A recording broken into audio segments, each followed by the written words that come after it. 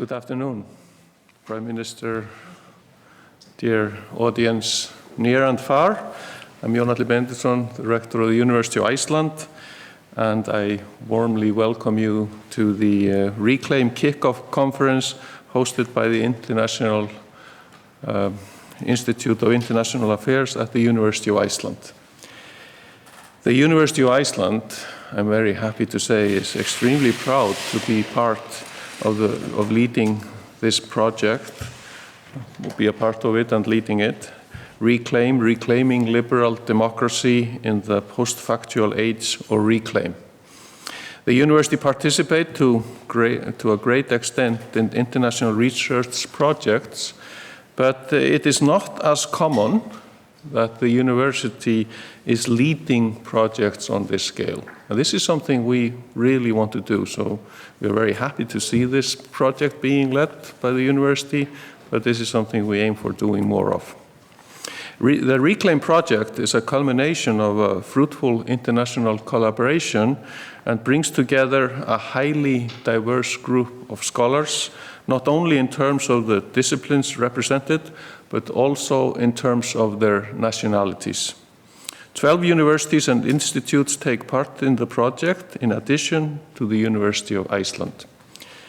The Reclaim project addresses one of the most pressing challenges liberal democracies face today, the spread of fake news and disinformation, which is causing distrust throughout society, where information and knowledge based on facts and sound research is being questioned to an extent we have not seen before. This is a development that is especially troubling for us working in education and research. Knowledge and education based on sound facts, critical thinking and dialogue with the wider society is the cornerstone of our institutions. We are thus looking forward to being part of this important project and hope to be able to come up with solutions on how to tackle this situation through citizenship education and increased media literacy, with the end goal of better preparing citizens for their active participation and role in democracy in a changing and increasingly manipulative information environment. And I may add that this fits very well with the current strategy of the University of Iceland, which is a better university for a better society. That's the title. Attacking, or we can say working against false information and fake news. That is one of the work packages we are working on. Professor Maximilian Konrad, sitting here in the front row, is the principal investigator of this project, and he is also a leading researcher at the University of Iceland on post-truth politics and its impact on democracy. The project builds on a previous project which focuses on post-truth politics and its impact on European integration and is funded by the European Union's Jean Monnet Network program. The project is ongoing and scheduled to conclude in June 2023 and is, like the Reclaim project, led by Maximilian Konrad in collaboration with the Institute of International Affairs. The Reclaim project is a vivid example of the importance of collaboration between academics and university research institutes and clearly shows what such collaboration can accomplish. It is a great recognition of the work that has been conducted by the Institute of International Affairs, and I'm happy to say I work a lot with them, and they're doing a fantastic job. It is valuable for academics at the university to be able to draw on the experience and knowledge that has been built up over the years at the Institution of International Affairs in developing international research projects, writing applications to international research funds, and strengthening networks on international affairs. Therefore, we very much welcome this collaboration, valuable cooperation between institutions and academics, and not least the international collaboration on which the Reclaim project is based. I hope you will enjoy this conference very much and look forward to the continued dialogue and collaboration on this important topic in upcoming years. Having said that, it's my pleasure to introduce to the podium the Prime Minister of Iceland, Katrín Jakobsdóttir. The floor is yours.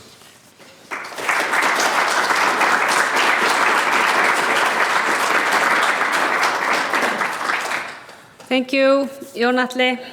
Dear guests, it's a real pleasure to be here with you today to talk about disinformation, misinformation, fake news, and democracy.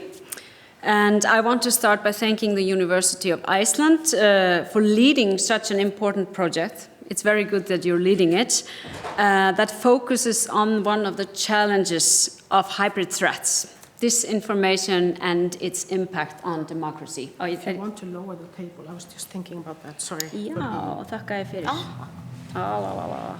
This is much better now. I can see you. So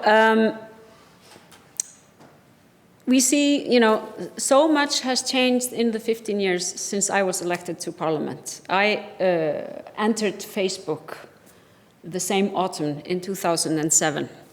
And then, being a politician, I was really happy if I made it to the evening news, and politics didn't happen on Facebook. And a lot has changed since then, and now we actually see the public use the social media to get political information, political messages. Election campaigns have really moved to social media. I think it was just 2 days ago I got a letter from a lady, an Icelandic lady who had been reading on Facebook that I had actually made a lot of money on some sort of financial scheme, and she sent me a screenshot and she said, "Dear Katrín, is this true?" And I could tell her that this was not true. I hadn't made any money, and the scheme was some sort of a try to make people lose money. So it is, a lot has changed, and a lot of people believe everything they see on the internet.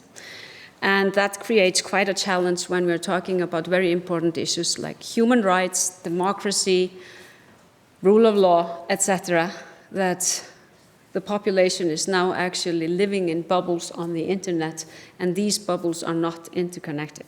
And that is a challenge. We have been actually mapping out the situation of human rights in Iceland, and we are trying to achieve some public consulting. So we ask people kindly to come to meetings and talk about human rights. And we get a lot of different people at those meetings, but these people hardly ever interact between themselves because they belong in very different bubbles.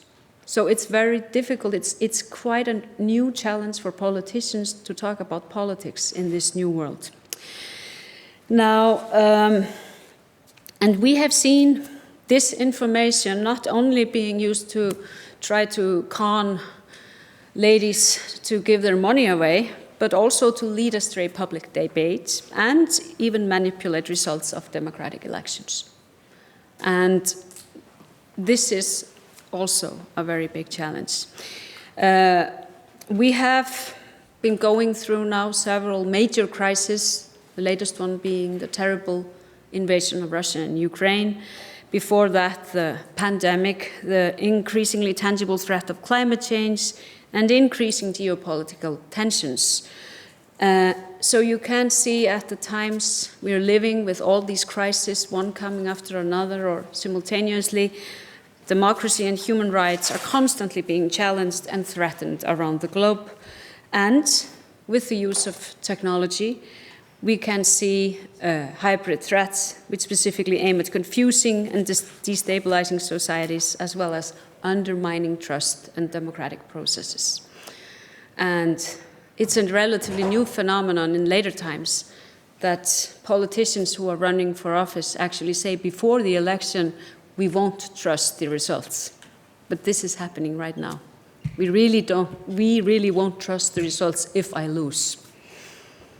And it's probably only a question of time when this will happen in our society.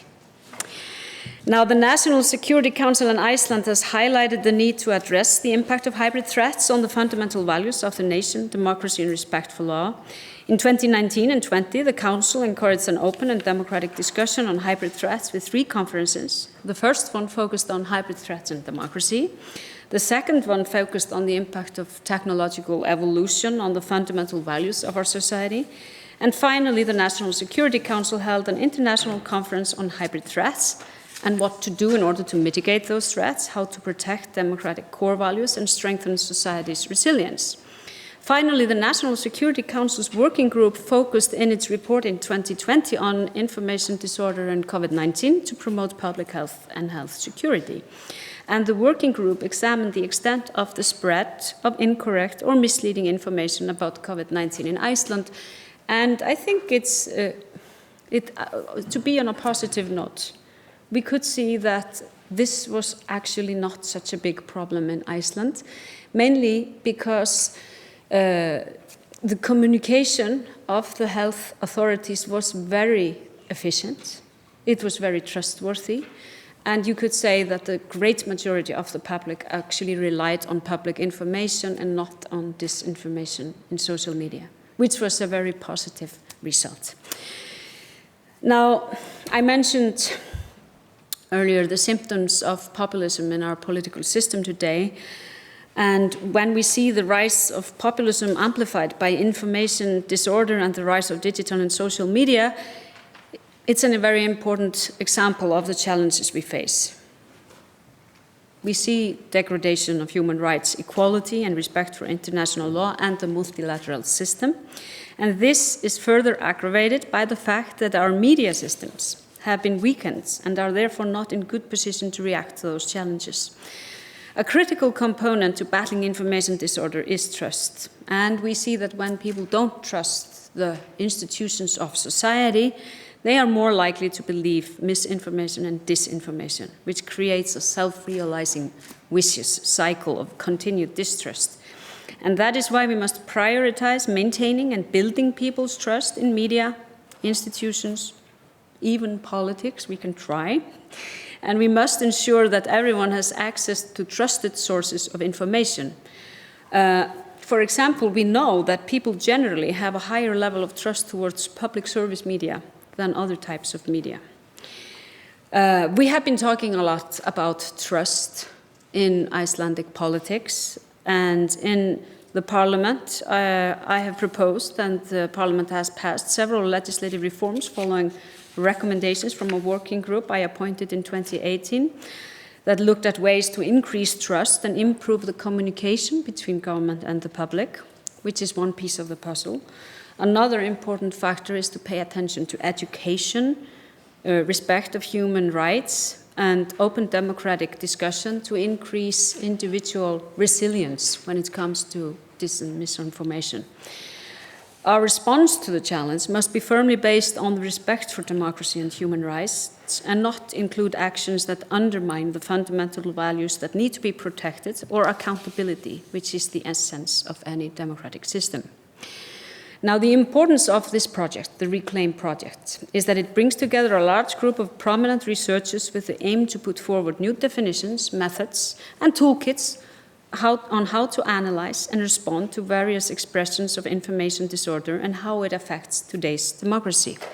It does not only look at the challenges we face, but also, and this is very important, explore possible solutions to disinformation, including how to rebuild trust in journalism and increase public participation in society through enhanced citizenship education. And this educational aspect of the project is important. When I served as the Minister for Education, Culture and Research, we actually implemented 6 pillars in the curriculum. One of them was about human rights and democracy, another one on gender equality. And I think it could be an interesting aspect to explore really how this has been implemented, because human rights and democracy is something very firmly rooted in our educational legislation, but has not really been part of the curriculum until 2011. And it could be interesting to explore how this has actually been implemented. So I can maybe participate in the project and, and see how it has gone. Because if we look to the future, the new technologies aren't going anywhere. And our role is really to support the younger generation to be resilient, to know how to really handle those new technologies and learn not to trust everything they read on the internet. And with enhanced citizenship education, we also need to increase media literacy in our society. Now, I could talk for long, but finally I just would like to congratulate you all behind this important project. Professor Maximilian Konrad, the Institute of International Affairs at the University of Iceland, and all of you who come from different partner universities and institutions. And I do wish you fruitful discussions here today and the successful implementation of this research project over the next 3 years. Thank you very much.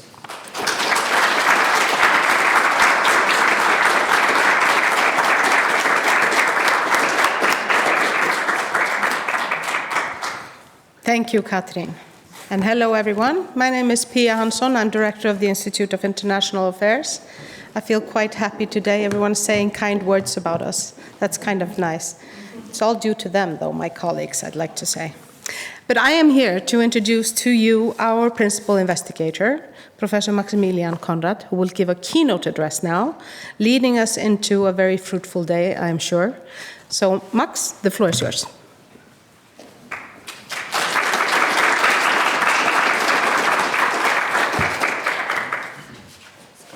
Get some water first.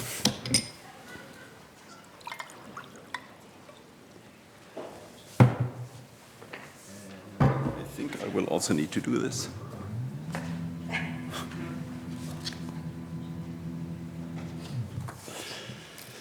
I was going to say Prime Minister, but she's no longer here. So, and actually the Rector is also no longer here. So, dear colleagues, ladies and gentlemen, thank you so much for coming out. It's a real pleasure to share this day with you. After having heard the Rector's address and the Prime Minister's speech, I have to say that I'm going to feel very uncreative because I think I've actually heard most of my speech already just now, which means that either I'm not a very creative speaker or somebody has done a really, really good job looking at our grant application text. So I'm quite impressed by that. So I can actually just put away the first page of my script because I don't need to repeat what a great and important day this is for us. It's a fantastic thing. Horizon Europe grants are, I'm not sure if the sound is okay. Okay. I mean, those are very prestigious. There's very fierce competition for this type of grant, and it makes us extra happy, of course, that we won this grant and that this is the first time that the Institute of International Affairs and the Faculty of Political Science lead such a project. And of course, it goes without saying that this work couldn't have been done without everybody in our network contributing to the application. This was a truly collaborative effort, so I do want to thank everyone who's in our consortium and, of course, my colleagues at the Institute of International Affairs for this process. It took 9 months to write this application, so a lot of work went into this, and I think now we're in the good position where we basically just simply have to deliver what we promised, go through our work plan, and then I think this is going to be a very interesting and hopefully also successful 3 years. I would like to tell you a bit more about the Reclaim project by focusing on 3 aspects. Specifically, actually find my slides, the background of this, then the motivation and ambition, and finally the approach that we have adopted for this project, because I think this will give you a somewhat better understanding of what's going to happen here in the next 3 years. So by background, I mean basically what prompted this project, namely this ongoing academic but also political debate on post-truth, post-factual politics. Some people like to talk about it as truth decay. There are some other labels floating around as well. By motivation, I mean what drives our interest in this topic. I mean, why are we interested in this? Why do we consider politics to have become post-factual to a degree that we find detrimental to democracy? And why do we find that as researchers, we have an obligation to study such processes that we see as a challenge or even as an existential threat to liberal democracy? What we want to do in this project is more than simply describe and analyze the challenge of post-factual politics, as the Prime Minister has also already pointed out, but we also want to propose ways of how to deal with this challenge. And then finally, by approach, I mean how we will go about achieving this ambition, and achieving this ambition over the next 3 years. So I want to start with this aspect of the background of the Reclaim project. With regard to this background, I would like to draw your attention to the name of the project, Reclaiming Liberal Democracy in the Post-Factual Age. And you might find that that's a somewhat bold title. That's not only for marketing reasons. Of course, you need to have kind of a bold ambition, but it's bold also because we're addressing an important issue and we want to make a substantial contribution to solving it. We're not going to be able to solve it on our own, needless to say, but we do want to make a contribution to this. We do see that post-truth politics, the way we understand it, presents a challenge to liberal democracy. And the phenomena that we are observing are closely connected to issues of misinformation, disinformation, malinformation. It's actually quite interesting how many different prefixes of this word information there are to distinguish different types of false information. We're essentially interested in different types of false information and the impact that they have on politics in the broadest sense. Because of the amount and the speed with which false information spreads in the arenas of the public sphere, it has become quite common to speak of contemporary politics as post-truth politics, and to speak of the age that we're living in as the age of disinformation. And when I say this, I'm tempted to offer a quick illustration, illustrative definition of what we mean by post-truth politics and or the post-factual age. I'm not going to do that, though, for the simple reason that if I were to do this, I'd probably be falling into a very common trap, and that is to try to explain it by reference to one or a few of the features that define our understanding of post-truth politics, and then miss out on some other important aspects. The first main point that I want to make here in this speech is the following. Post-truth politics is indeed a complex and multifaceted phenomenon, and as such, it is constituted by a combination of various elements. And that aspect of combination of different elements, that's really in the foreground of the way we should think about post-truth politics. The concept of post-truth politics has proven to be maybe not necessarily elusive in the sense of being difficult or impossible to define, but it has certainly also proven to be highly ambiguous. There's very many different meanings floating around, different understandings of what constitutes this phenomenon. One way of framing the post-factual age is to address the presumably changing status or value of the truth in political discourse. That's a highly, let's say, theory-laden approach already. Saul Newman here, one of our work package leaders, has remarked that the truth has lost at least some of its symbolic authority or symbolic value. And that's an important point with regard to the indifference with which, for instance, people like Donald Trump or Donald Trump's lies or blatant disregard for the facts have been met by his supporters. Other scholars have pointed out that the truth, or the facts actually to be precise, are becoming increasingly contentious. The facts are becoming increasingly contentious. So let's let that sink in for a minute.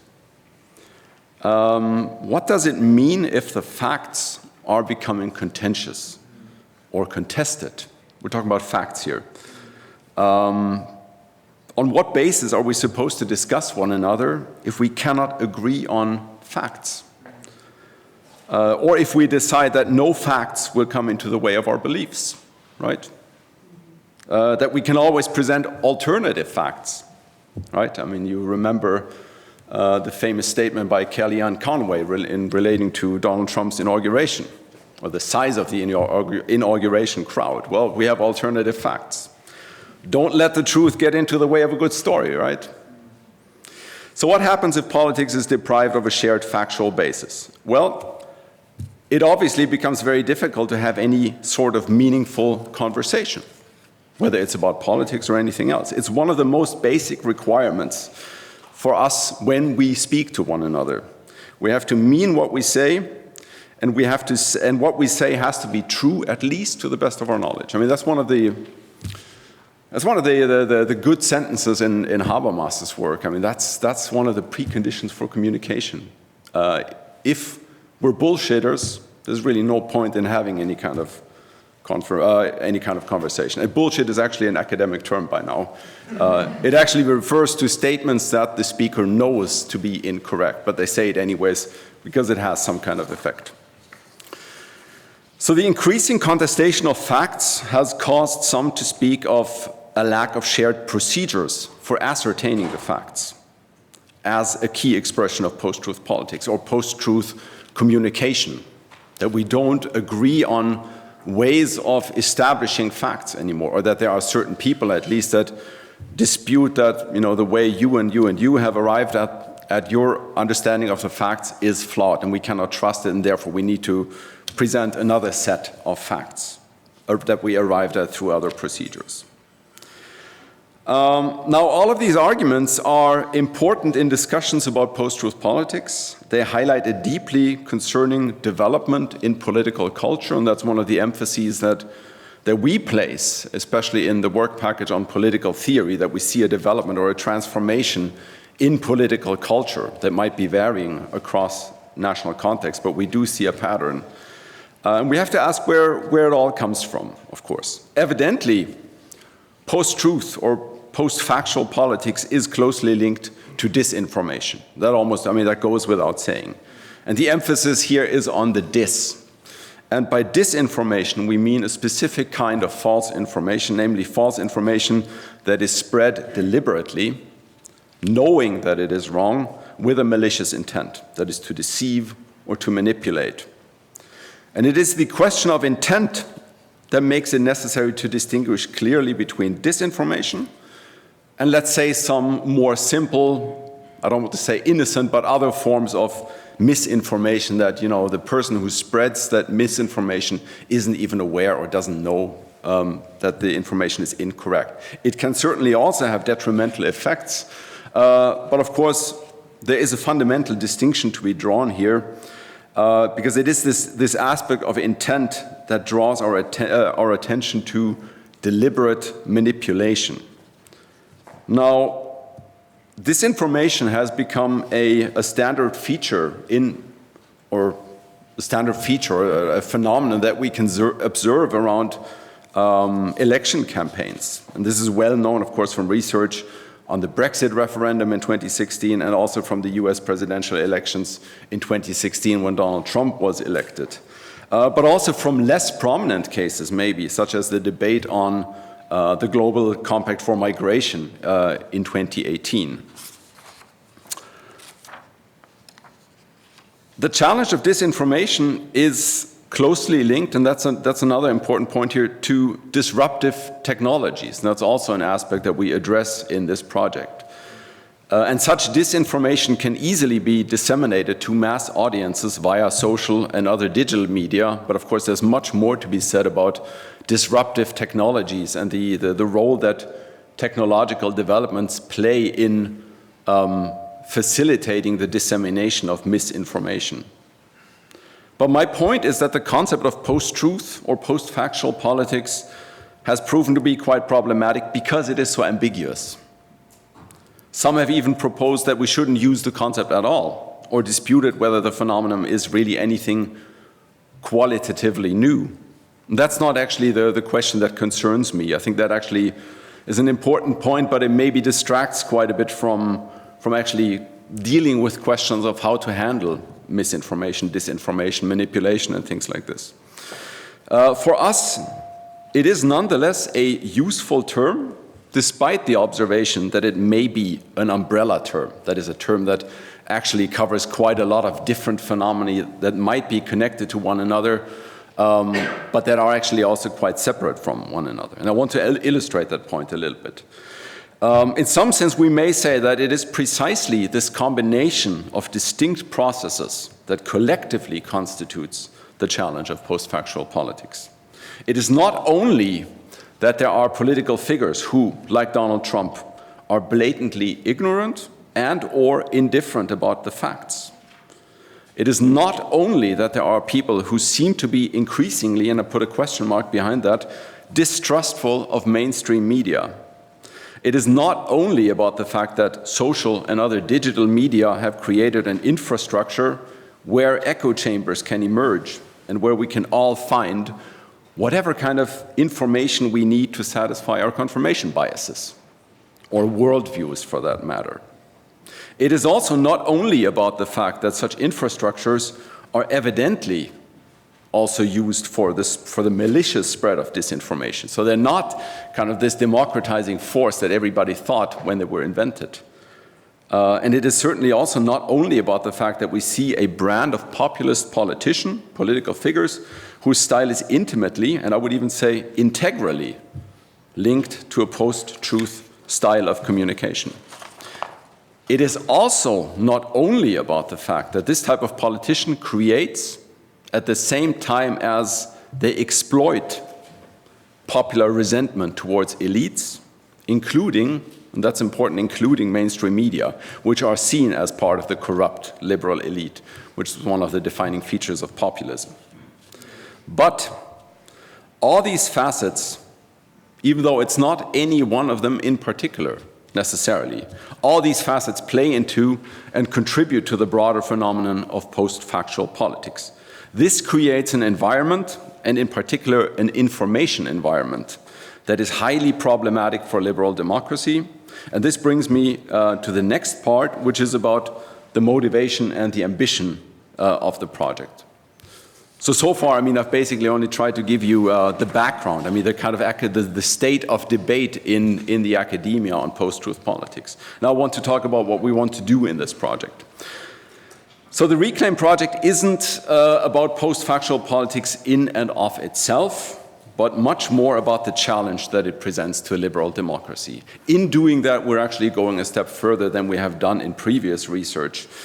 We see this challenge as, potentially at least, as an existential threat to liberal democracy. And I mean, one of the points that I think need to be made here is that we shouldn't take democracy for granted. Not in Iceland, not in the other Nordic countries, not in Germany, not in Spain, not anywhere. And I think the Prime Minister's remarks also went in the same direction, saying that, you know, we may, I mean, at some point, it may happen also in Iceland that a political party says we just don't trust that we actually lost this election. And I actually get back to that point a little bit later. So this is the basic point, that we shouldn't take anything for granted. And it is because of this notion of threat that we have chosen this name. The name of the project is Reclaiming Liberal Democracy. That's a direct reference to the threat that we see in terms of democracy being undermined. And that therefore we also have this, this nice logo where we actually, you know, we pull it back down, we take back democracy, and that's what there it is. That's what we want to make a contribution to. So this name refers to the observation that post-factualism isn't simply some random feature of democracy in the digital age. It's not some random feature of the way we communicate with one another. Neither is it only a symptom of deeper underlying problems, which it certainly also isn't. I mean, let's be clear on that. I mean, we need to understand not only the implications of post-factual politics, but also where this comes from. And I don't have time to go into that in this speech, but I mean, let's be clear that there are of course, underlying reasons for this. But it is, and that's the point that I'm trying to make, it is also a tool, it is a lever that appears to be particularly attractive to populist and authoritarian politicians whose aim is to unhinge democracy by undermining its very foundations. So how is post-truth politics an existential threat to liberal democracy? I see two important aspects. The one is connected to what we could say the way we do democracy. And one is connected more to what may or may not be part of a deliberate strategy of authoritarian forces within liberal democracies. Regarding the first point, post-factual politics has an obvious impact on public deliberation, the way we discuss politics. So when facts are irrelevant, or when facts become contentious in the sense of becoming a matter of belief or opinion, or becoming just one sort of narrative competing with others, then there's very little, if any, basis for the kind of deliberation that is an integral part of democracy. For Hannah Arendt, shared facts were in fact the basis for politics, which means you can have different interpretations and you can draw different conclusions and you can have different opinions based on facts. But there is simply no basis for politics in Hannah Arendt's understanding if we simply refuse to accept facts that are, that's the link to kind of the more contemporary literature, that are established through commonly shared procedures. That is, procedures that we can agree if we do this and that, then we will arrive at facts. So it's this lack of, or the decline of the faith or the trust in such procedures that is a very important element here. So that was the point about the way we do politics. The second point is about the role of post-factual politics in preparing the ground for authoritarianism. That's maybe an aspect that has come up in passing in the literature on post-truth politics, but it's an argument that we need to emphasize much more, and that's what we want to do, and that's kind of also what motivates this project. There is a well-established link between populism and post-truth politics. I want to say that this doesn't mean that all populist politics is post-truth. It also doesn't mean that it is only populist politics that is post-truth. But there is a clear pattern that highlights a strong link between these two, between post-truth and populism. And I've actually started talking about post-truth populism as a distinct brand of populism. And there is another link that is even more concerning. And that is the link between, on the one hand, post-factual politics as a rejection of facts, rejection of journalists, rejection of scientists, and also the insistence on alternative facts. And on the other hand, a poorly disguised or even outright rejection of and contempt for democracy, both as regards the basics of representative democracy. That's the part about accepting when you lose an election, but maybe more importantly, also a contempt for liberal democracy with all that it entails, with all the rights that we as individuals, as minorities, for instance, have come to enjoy and that are protected by liberal democratic constitutions. So one of the basic and defining features of representative democracy, getting back to that point, is obviously that if you lose an election, you accept your defeat. And Donald Trump, in a sense, you could say, well, is not exceptional when he said during the 2020 campaign, if I lose, I'm not sure if I'm going to accept the result. I'm saying this is not exceptional because the same thing is happening right now. As you know, there are elections in Brazil. We're waiting for the second round. Bolsonaro has said already before the first round, if I lose, I don't think I'm going to accept that outcome. The Capitol Hill riots in early 2021 suggest the same thing. Also a topic that is still very much going on, as does the post-truth populist hostility towards professional and public service journalists in many corners of Europe and the world. And that's also an aspect that we want to study in this project. Against this backdrop, the ambition of the Reclaim project is to contribute, again, to reclaiming democracy in the wake of what you might call a post-truth assault on the institutions and the rights and freedoms that we have come to enjoy and that we associate with liberal democracy. And that's where the liberal notion comes into play. I mean, that's our understanding of liberal democracy, based on classical liberalism. And that's obviously, I mean, this reclaiming part is obviously a huge endeavor, and even with a fantastic team, such as the one that we have managed to put together here, and I'm still extremely happy that we managed to get together such a good group, we still need to make some choices regarding the topics that we can, in fact, focus on in this project. So in the next few minutes, which are also going to be the last few minutes of this speech, I would like to talk a bit more about the approach that we have adopted. Like, how do we want to achieve these ambitions in this project? One key ambition of the Reclaim project is to find out what needs to be done in order for liberal democracies to be able to handle the challenge of disinformation. One of our central concerns is therefore the question of how to prepare people for their role as citizens in liberal democracies.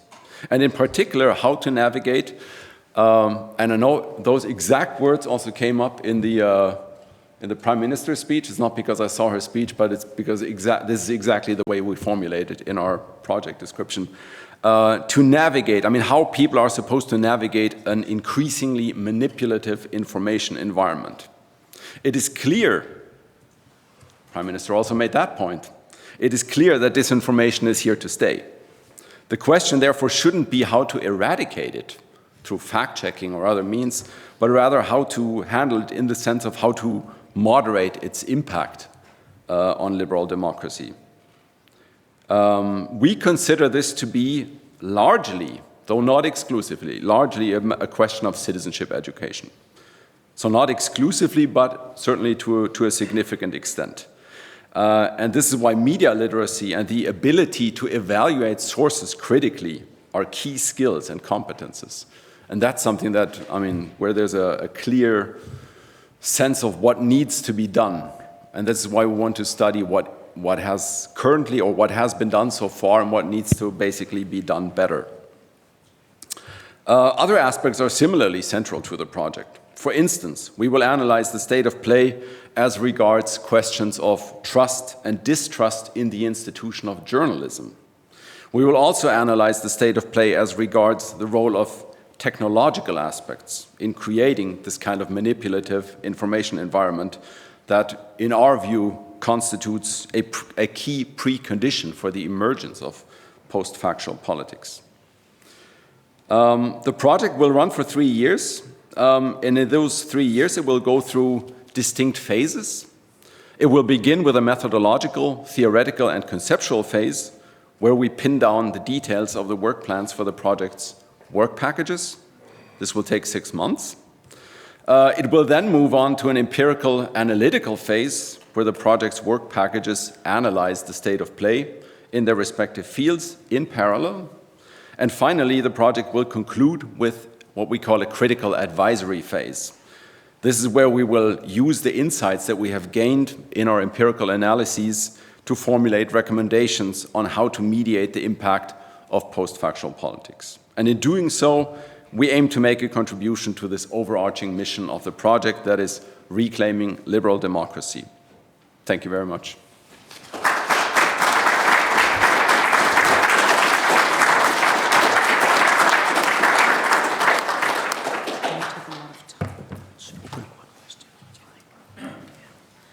Okay, I think this is way too hard for me. If there is a question, a burning question, we will take that. Otherwise, we're actually a little bit out of time and have to move on to the next panel. We're looking very intently at the audience. If anyone is... Okay, then I will refer to the coffee break, and you can then, of course, discuss further. Oh, there is one? Oh, I'm sorry. I missed it. Oh, there are many burning questions. We can only do one. Hi, I hope it's good enough then. My name is Marisa. I'm happy to be here and listen to the speeches. I'm wondering about the fact that we haven't mentioned at all the underlying technological circumstances. I mean, you have mentioned them in passing, but it feels like there's some sort of natural law that exists, and perhaps we could attempt to make the future medias more democratically constructed more democratically so as to serve society better. And I'm wondering if that's part of the sphere of what this project is interested in looking into. I would say yes and no, because I mean we do have two work packages, one that focuses on the technological aspect and another one that focuses on trust in media. But I don't think that we specifically focus on the question of democratizing media. So I mean the part that we have about media, that's much more about what is the situation regarding trust in mainstream media, and what can be done in order to rebuild trust. Okay, and then we will refer to the coffee break for the rest of the questions on this, because we do need to be diligent with our time. But thank you, Max. Let's give him a round of applause. And now I'd like to call on Nicola Schmidt from the Institute of International Relations in Prague to take over for the next session. Here you go, Nicola.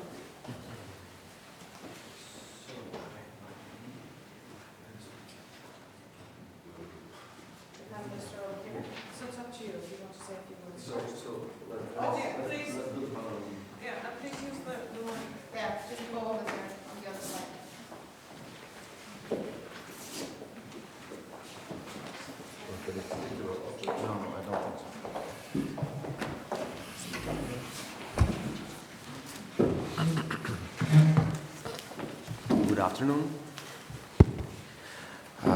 So my name is Nicola Schmidt. I'm a senior researcher at the Institute of International Relations in Prague, Czech Republic, European Union, Earth, Solar System, Virgo cluster. And I would like to introduce my panelists, which are Joona Solveig-Elina-Dottir. Welcome. She's a department director at the Defense Directorate at the Ministry of Foreign Affairs. Then we'd like to invite Joon Olafsson. Come. Joon is a professor in comparative cultural studies at the University of Iceland.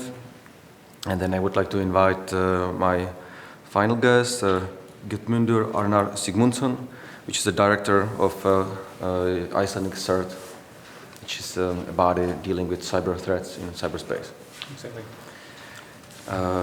So when I was thinking about how to begin, I finally decided to begin with two personal experiences which significantly changed my perspective on where we are currently dealing with post-truth politics. The first experience was when I was studying Sciences Po about 12, 13 years ago. Sciences Po is a university in Paris, and we had a course on strategic studies, and the professor came and said that he's so fascinated by the possible positive implications of Facebook during the time of the rising Arabic Spring. And he was the only one in the classroom who was fascinated positively. Surprisingly, all the students had completely different opinion and said, because they had their own personal experience on that interaction with the technical, with the new technical domain or new technical instruments we have started using in our society, that they were much more afraid about the possible consequences for the democratization in the Arabic world caused by Facebook. We know what happened. New totalitarian regimes have emerged, and the situation definitely didn't go directly to the democratization of the area, or of the area as some expected. The second experience was when I was working at the National Security Authority, which was in Czech Republic, which was responsible for setting up the national cybersecurity law. And I was sent on behalf of this institute to Vienna, to OSCE, where we were discussing confidence-building measures in cyberspace. All the diplomats were completely unaware about the technical consequences of cyber. All the diplomats were not even aware about what's cyberspace, how we should conceptualize it, what we're supposed to think about it. And all of these diplomats, including United States, UK, and I would say the most loud countries in the discussions, were focusing on the direct possible cyber attacks on the critical infrastructure. And there was one single country which was constantly putting emphasis on the information layer of, let's say, cyberspace, and it was Russia. And after 10 years since that experience, we have experienced as a Western society, as a society which is we're living in a liberal democratic environment, which is trying to nurture our liberal democratic values, experience a direct attack on our values through these information needs. So I would like to begin with these two experiences, which I think significantly change all of our perspectives on how the information environment and how the technology can influence the way how we live. But we imagined something else, and that's finally going to be my approach in this project, to think about these socio-technical imaginations between the technical and the social, and how the social mutually constitute the technical, and vice versa, how the social and the way how we use and how we are internalizing our habits through using technical means reconstruct or say construct new social structures and new social perspectives on the world we live in. And that was a significant change when I started realizing, thinking about that these imaginations actually influence the way how we are adopting certain policies. Because when I was working on my principal research during my PhD dissertation, which was called The Birth of Cyber as a National Security Agenda, I was surprised how significant are these imaginations during the political debates in the possible implications of the actual policy,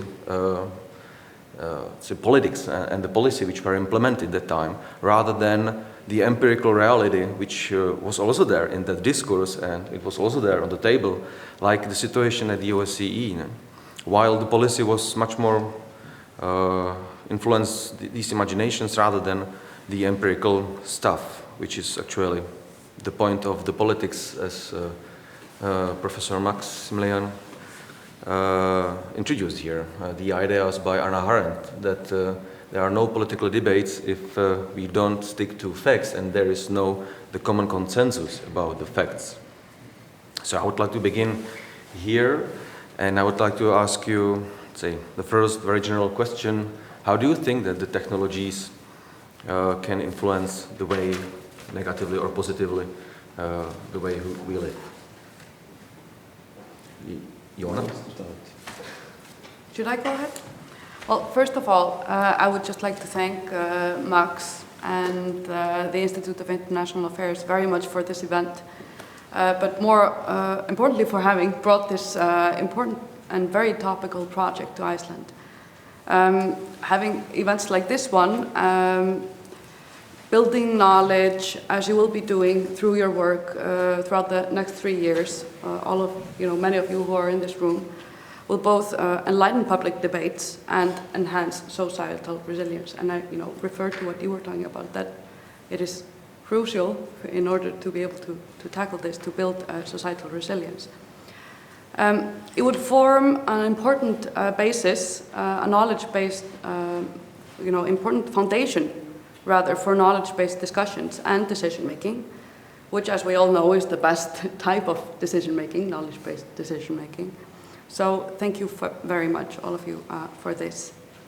Now, as regards the present and the future, I mean, we all know, with regards to challenges, artificial intelligence, AI-enabled advanced disinformation or influence campaigns are of high concern, as are deep fakes. That's also very concerning, what can be done with those to achieve whatever negative results state or state-sponsored actors would like to achieve, election interference. These are all very concerning.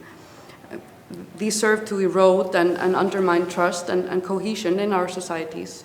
They are meant to sow discord, doubt, and fear, and these are real challenges. Also, we must keep in mind that autocratic states and their cronies view mis and disinformation, fake news. They view it as a part of their big toolbox. This is something that we have to keep in mind. We tend sometimes to think perhaps a little bit in silos when it comes to this. Autocratic states, perhaps some of them, view disinformation, misinformation, cyber attacks, combined with traditional, even kinetic actions. These are just, part of the same kit to achieve strategic, political, and/or military goals or objectives. However, I think we can say that when it comes to the efficacy of dis and misinformation, these autocratic forces are now perhaps, if we look at Europe specifically, perhaps a little bit on the defense. Although we must, of course, continue to build and maintain knowledge-based situational awareness, they seem to be a little bit on the defensive. And if we think about the horrific invasion of Russia into Ukraine, which it has in fact demonstrated the stark differences between autocracies and liberal democracies. It has brought to the forefront just how important these values are, this value of freedom, democracy, rule of law, human rights, to which our Prime Minister so eloquently referred to before. The right to express yourself freely, to be wrong, to stand corrected, to criticize, and to be challenged in your criticism. These are, foundational for our, have been the foundational also for our success here in Europe. And, nota bene, we as democratic societies, we don't have to shove our values down the throats of our citizens by brute force or violence. That is why, we must continue to stand firmly with, the very brave people of Ukraine and their fight for our right to uphold those common values. And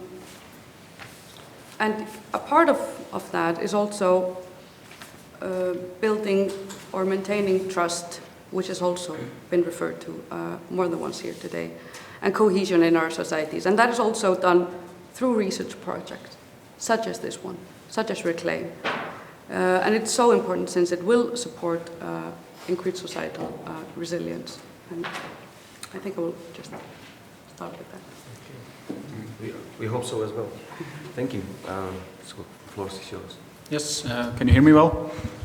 Yes, great. I concur with Jonas Ulvik. Thanks for inviting me over here for this panel.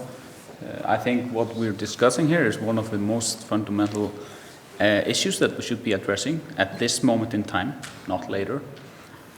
In terms of the question, how is this disruptive advantages in technology going to both positively and negatively affect our ways forward? Do you want some water?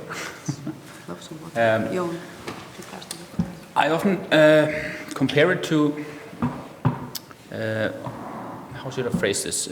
So we are living in the end of what has been called the Industrial Age, and it had such a huge impact on our lives before we figured out as a species jointly together to use fuels found in the grounds to build machines to break our physical strength barrier as a species.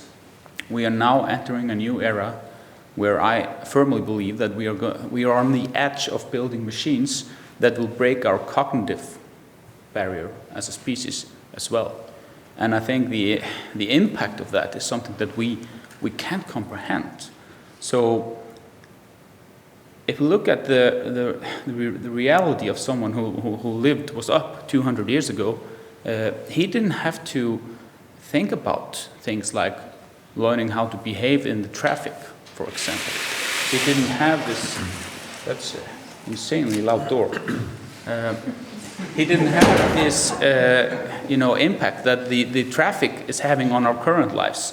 And we will see something similar happen going forward with the disruptive technology. And I think the most positive, generally I think technological improvements is beneficial. It makes us as a species able to take huge steps forward in terms of knowledge and etc. But we have to realize the risks that come along with that. And I think the risk in this case, and we are in the early days of that risk assessment basically, is that we are bypassing the current technology, which is starting as a manual, hand-driven technology like social media coverage, which is run by multiple entities and usually not going through what we used to know as some sort of media control or what's it called? No, not the bots. No, we had the someone deciding on what goes into the media and what not. Yeah, editors. The editors themselves, yeah. So we are seeing a lot of published, far-reaching, multiple-reaching media, unedited, going to the public. And this is just gaining momentum as we're seeing that machines, algorithms, artificial intelligence, which are soon to be good. At some point we just have to start calling this intelligent, leave the artificial out of it. Is managing to directly targeting individuals with the information that they want to hear to fulfill some bigger purpose for some political entity or something else. And this is something we need to address, and we have to use the same methods and the same technology to educate the public on that topic, I think. Yeah, that's my first take on that one. Okay. If I may, very short reflection. When it comes to the artificial intelligence, a couple of years ago it was very easy to have a discussion on a chatbot and to recognize that we are chatting actually with artificial intelligence. Right now when you open literally every chatbot which is advanced technology developed in the recent months or even years, you cannot recognize that you are not talking to a human being. Or it takes you really significant amount of questions to recognize that let's say the entity on the opposite side is not a human being, and that's the moment when you realize the extent of capability of these technologies, and we are on the brink of the age that we will introduce quantum computers which will actually run this kind of entities, and it looks like a very close dystopian future where we will have to deal with entities we have created.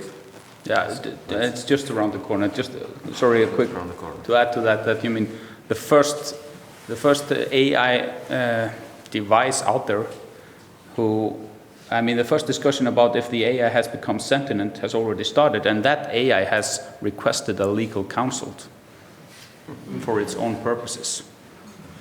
Yeah. Let's move to the final first words then. Yeah, thanks. When you talk about disruptions, I think, and disruptions in the way of life, I think one of the main concerns that from my perspective, what I think we should be focusing on is the erosion of liberal values, which is something we see very clearly.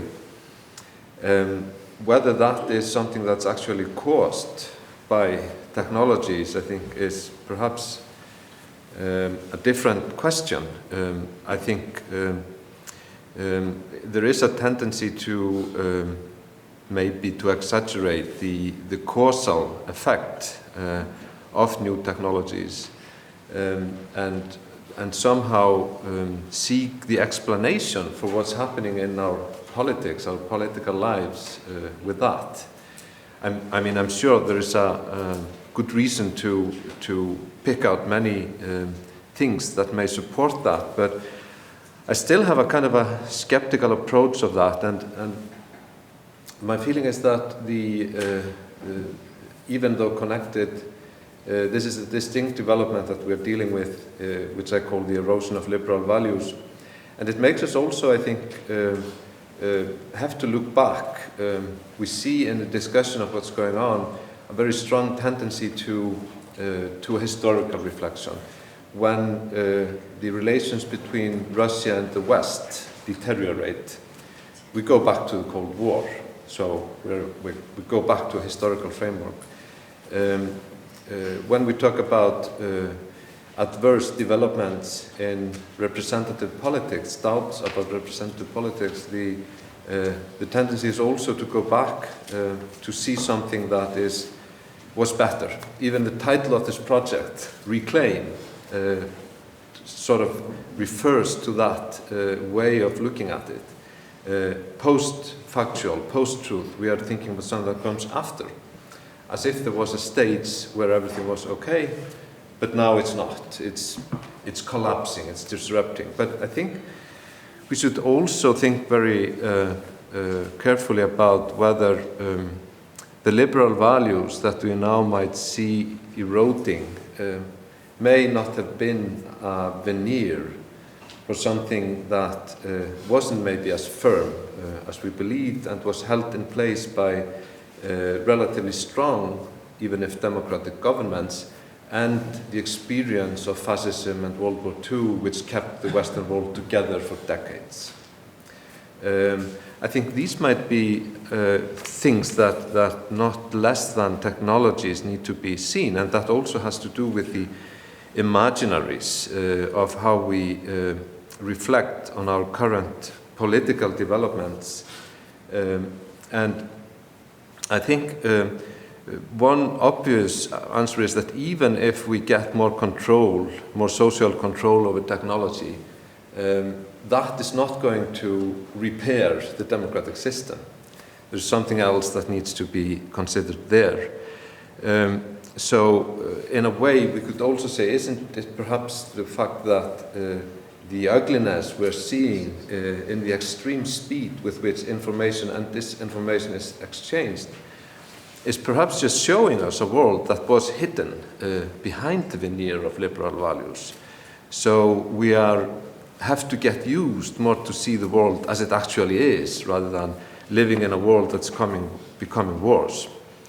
So I think, and this is clearly something that's been mentioned, 2, 3, or even 4 times already, the idea that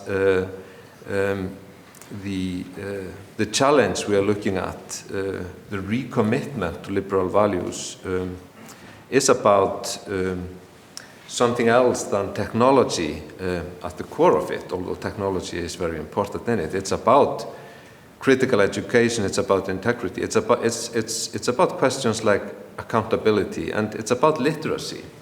Let's, for instance, think about the way in which we are affected by algorithms. I mean, clearly, if we're talking about children, they're defenseless, but we are not, And the way in which we sometimes approach social media is so clearly based on a very simple misunderstanding. We tend to look at them as media. We tend to look at them as if we were watching the television. The television talks equally to everyone, but social media does not. Social media talks to each one individually, but we are not used to that. So therefore we get so scared when we understand that actually what we're seeing on social media is not for everyone, it's for us. It's someone trying to influence us in some way. So the challenge, I think, is to maybe overcome in many ways our simplicities about technology and getting used to the fact that it is much more complicated than TV used to be. Thank you. That was really a fascinating point, that social media are talking to us individually. When we link it to artificial intelligence and the fact that Facebook is driven by artificial intelligence to support the business model of the Meta corporation rather than to provide us with authentic information, which is actually the origin of this whole problem, is that the artificial intelligence, not necessarily conducted by a human being, can help to even deepen the division between individual people, if we consider the fact that, or if we consider this reflection that the social media is, but it's actually the fact because we have significantly individualistic feeds in social media. They are never the same. That's an interesting point.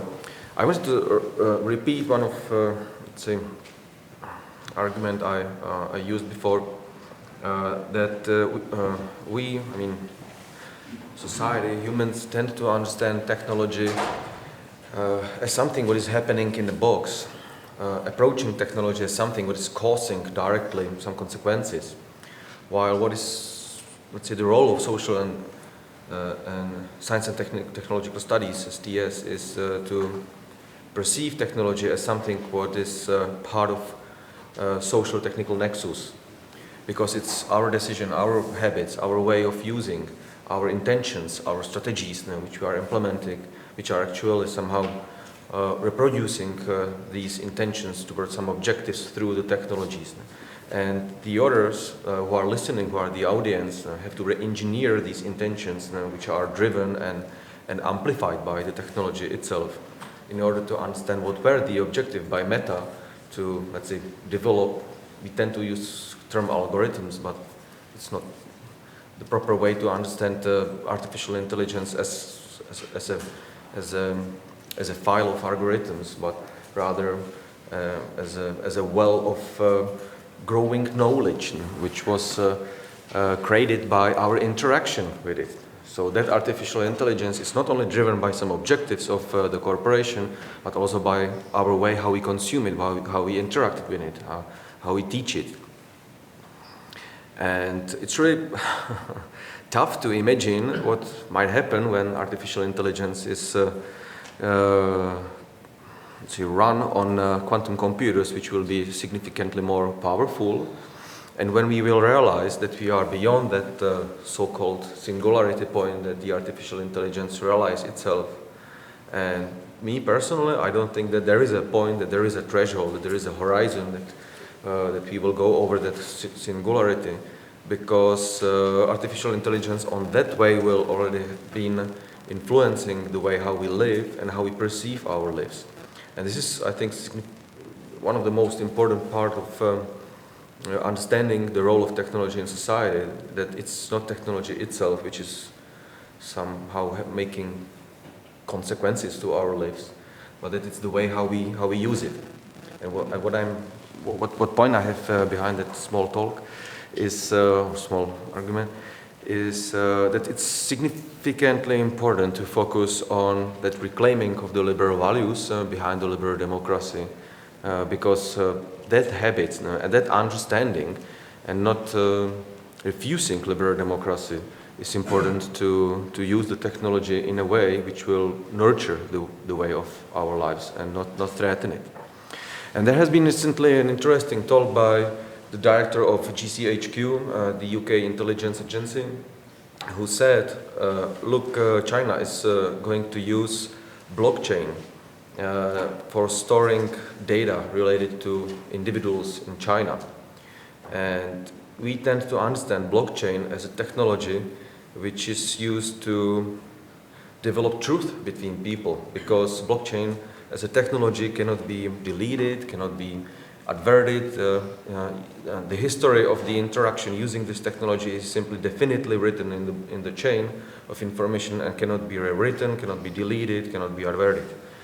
And China is approaching this technology from exactly the opposite perspective. They would like to keep information of people which will be useful for deepening the authoritarian regime, especially not to avoid the possible future positive political changes that might cause, let's say, toppling down the authoritarian political regime in China. So it's a nice example what he did in this speech about 3 days ago, that we should perceive blockchain not necessarily as a as a technology which will deliver truth and trust between us, but a technology which can be used according to the political agenda of the state which is going to use it. So my, let's say, second question, and we are going only 10 minutes until the end of the panel, how do you think that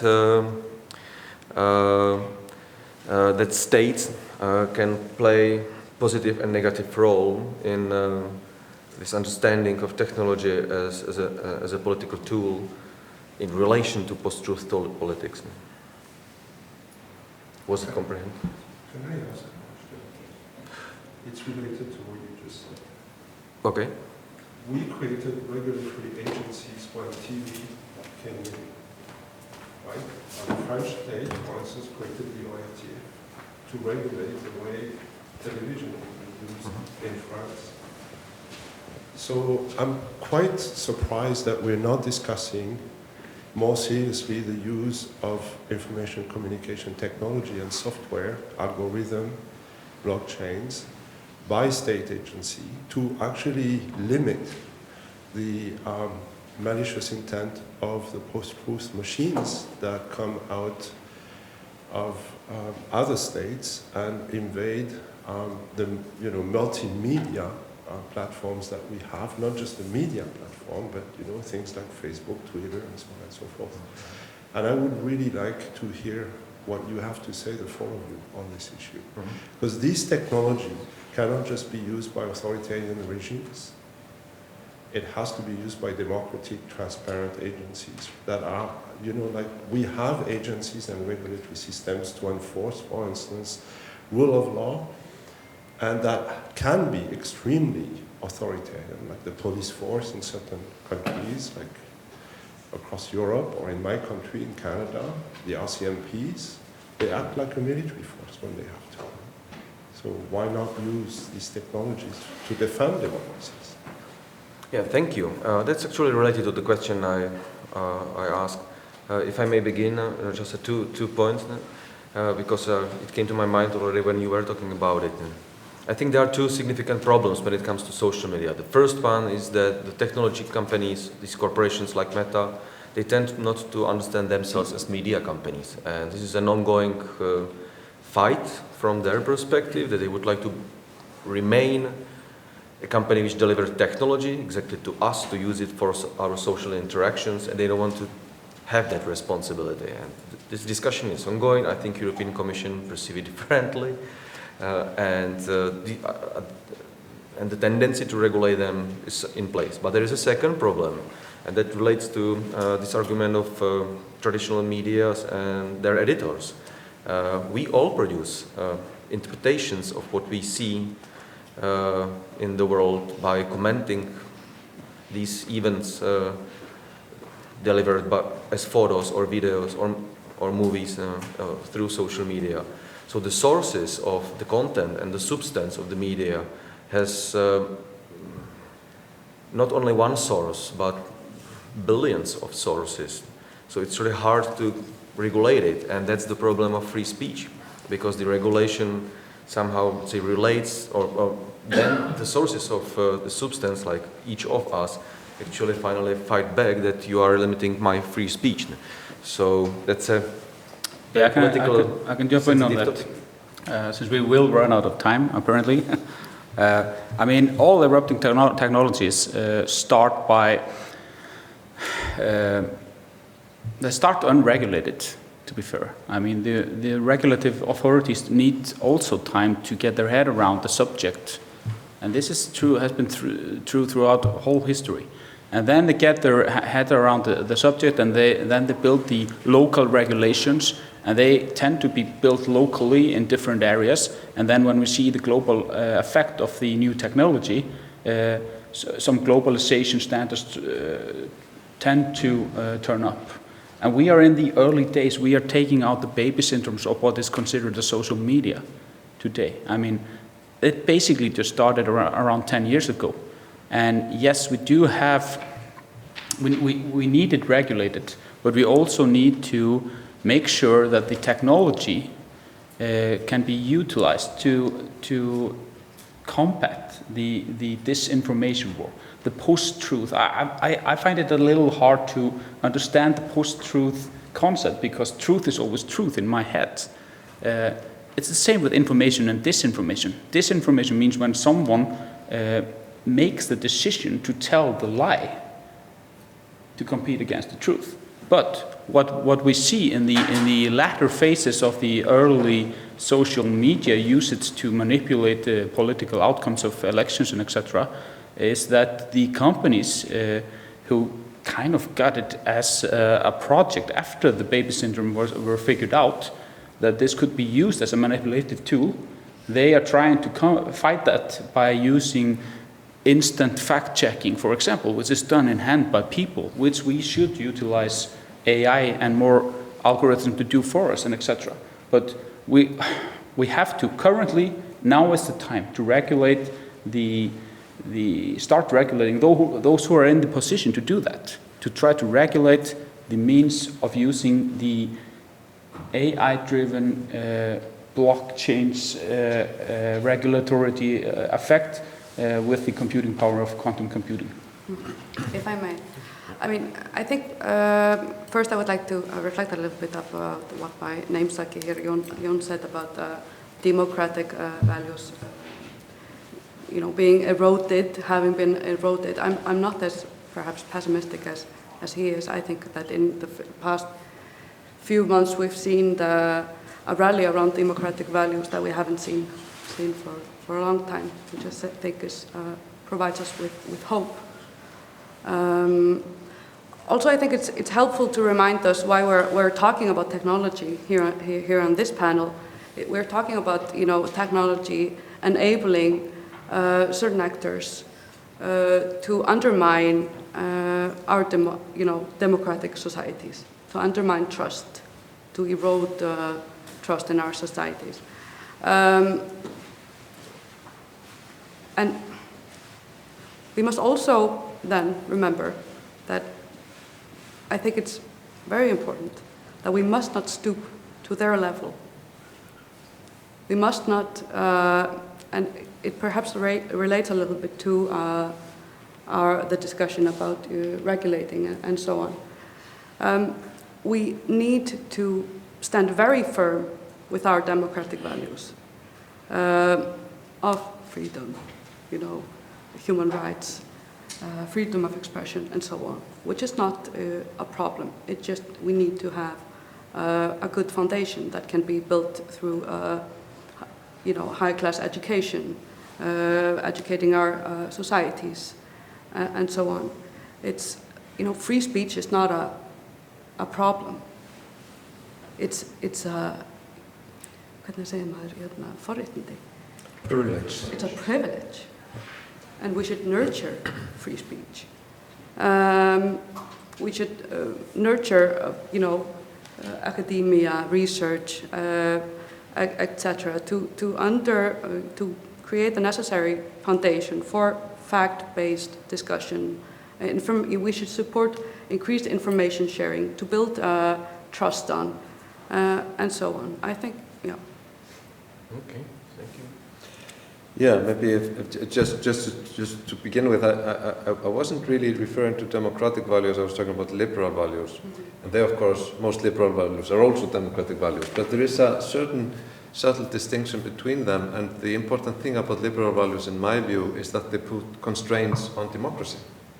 This we need also. We don't want to have democracy unhinged either, but that's a different story maybe. But I think there is when we're talking about regulation of technology, I think there is ample reason to have a lot of regulation of technology, obviously, but that's not going to solve the problems for us. Something else will. But I must say I'm particularly intrigued about the question on singularity, and I sense a certain disagreement here between Nicola and Guðmundur about that. And maybe, I don't know, it would be interesting to hear from you, Guðmundur, do you really think that we are fast approaching singularity, and do you think that's going to be something that changes a lot in the terms of technology and democracy and so on? Yes, well, if it will be happening in the next few years or the next few decades, I think we are approaching that point, yes. And when we reach that point, we will see changes in our lives on a scale that we have never seen before as a species. What kind of changes do you have in mind?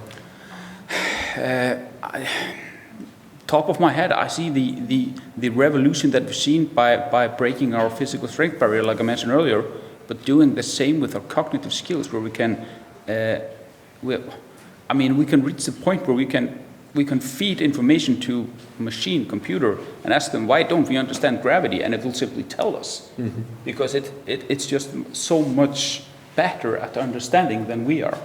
It doesn't have to become sentient to do that. But we're seeing the same as machines. I mean, we are building a computer to beat us at chess, and it took us 40 years. And then an AI teaches itself to play chess for 3 hours, and then it beats our computer. I mean, and that is at the logical things. And we're seeing the AI stepping into the creative topics as well.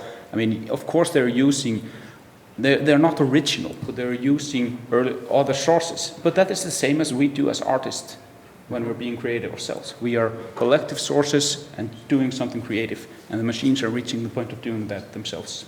Sorry. Okay, that was really a good point, which helps me to conclude this panel in a positive way.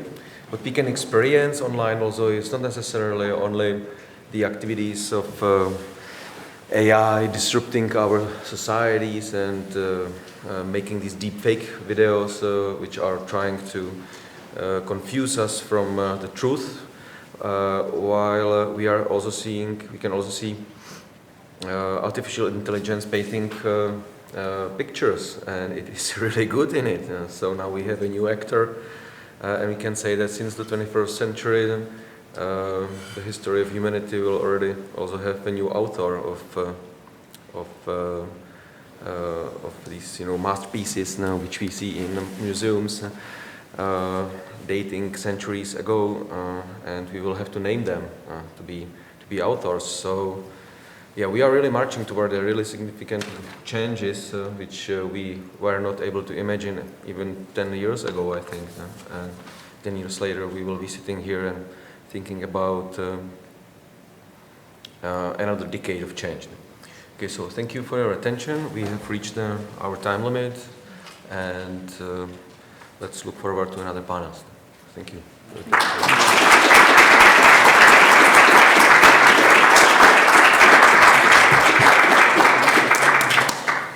So thank you so much for this.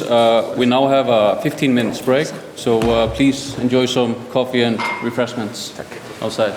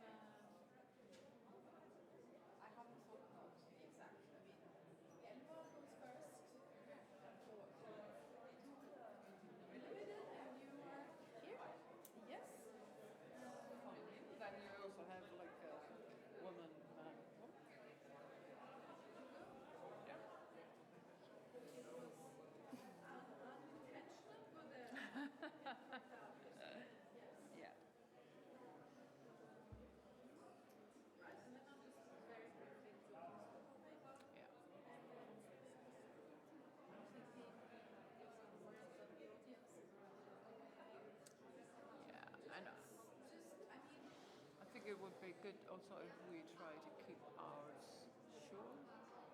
shorter than the previous panel. That is, I mean, each answer, so I'll mention that. More of a dialogue than,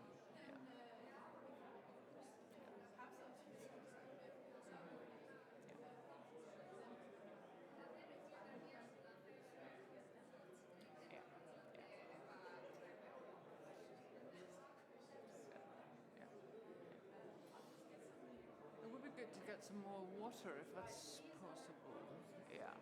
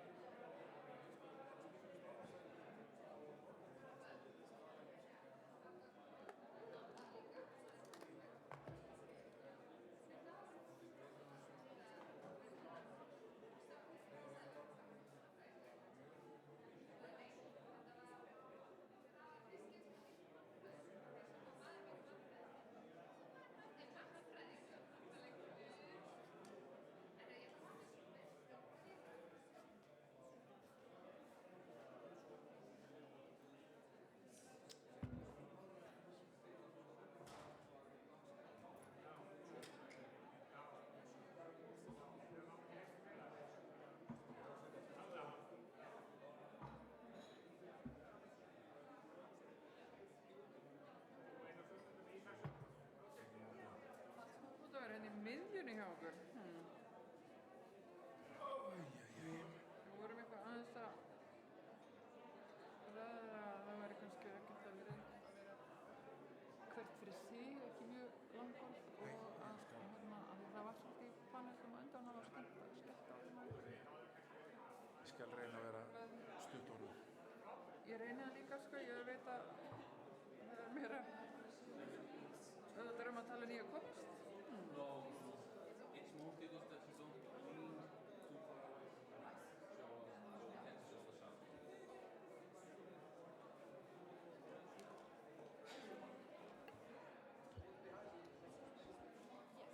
So it's okay if I just stand briefly when I just introduce? Yes. Is it better to do that there? Do you prefer being here? It's probably okay, I hope so. I'm a bit short, so I think I can. I'm not hard, but I can. Should I do that? Better here? Yeah. Okay. Maybe, if it's okay. Yeah. And then you can take a seat and be closer. Yes. Yeah. Could I ask you just briefly if you could shift? Yes.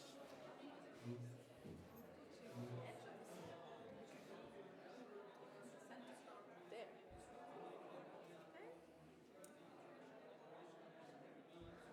Það er ekki 45 mínútur. En hún sagði hún ætlar að bjóða áhverjum að spyrja. Já.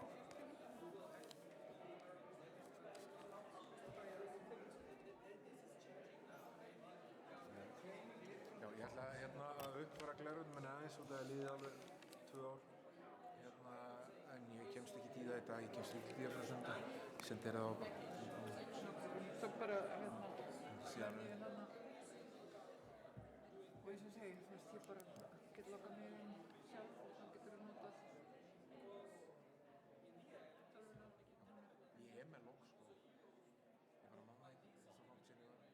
Ég heit líka kíkt á þessi okkur tíðfyrir.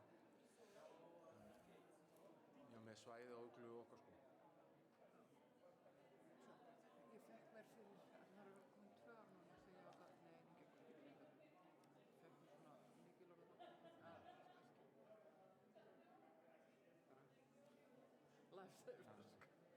Þess að maður kemst hvergi nýtt.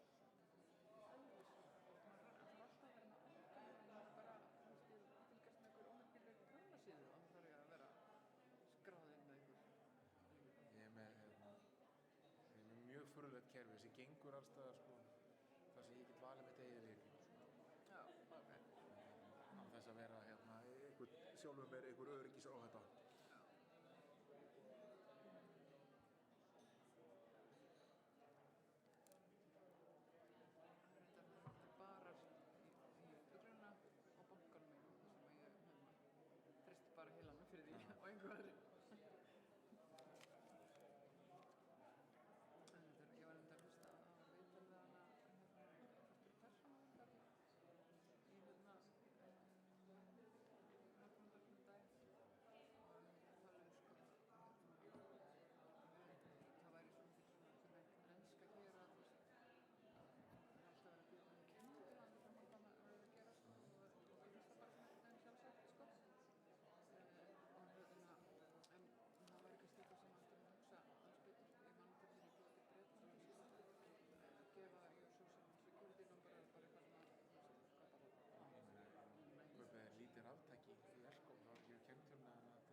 með miða títursundaginn og einhverja, þú veist að ég er að staðgræða þetta, en ég get það ekki nema að gera annars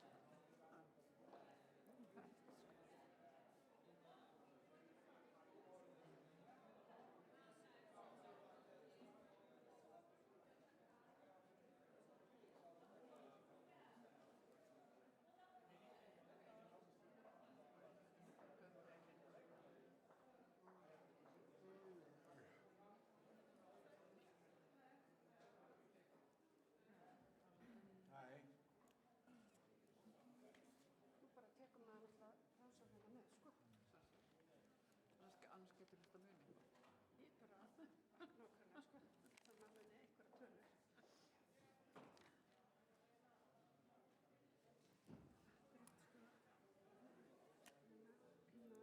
fyndi hann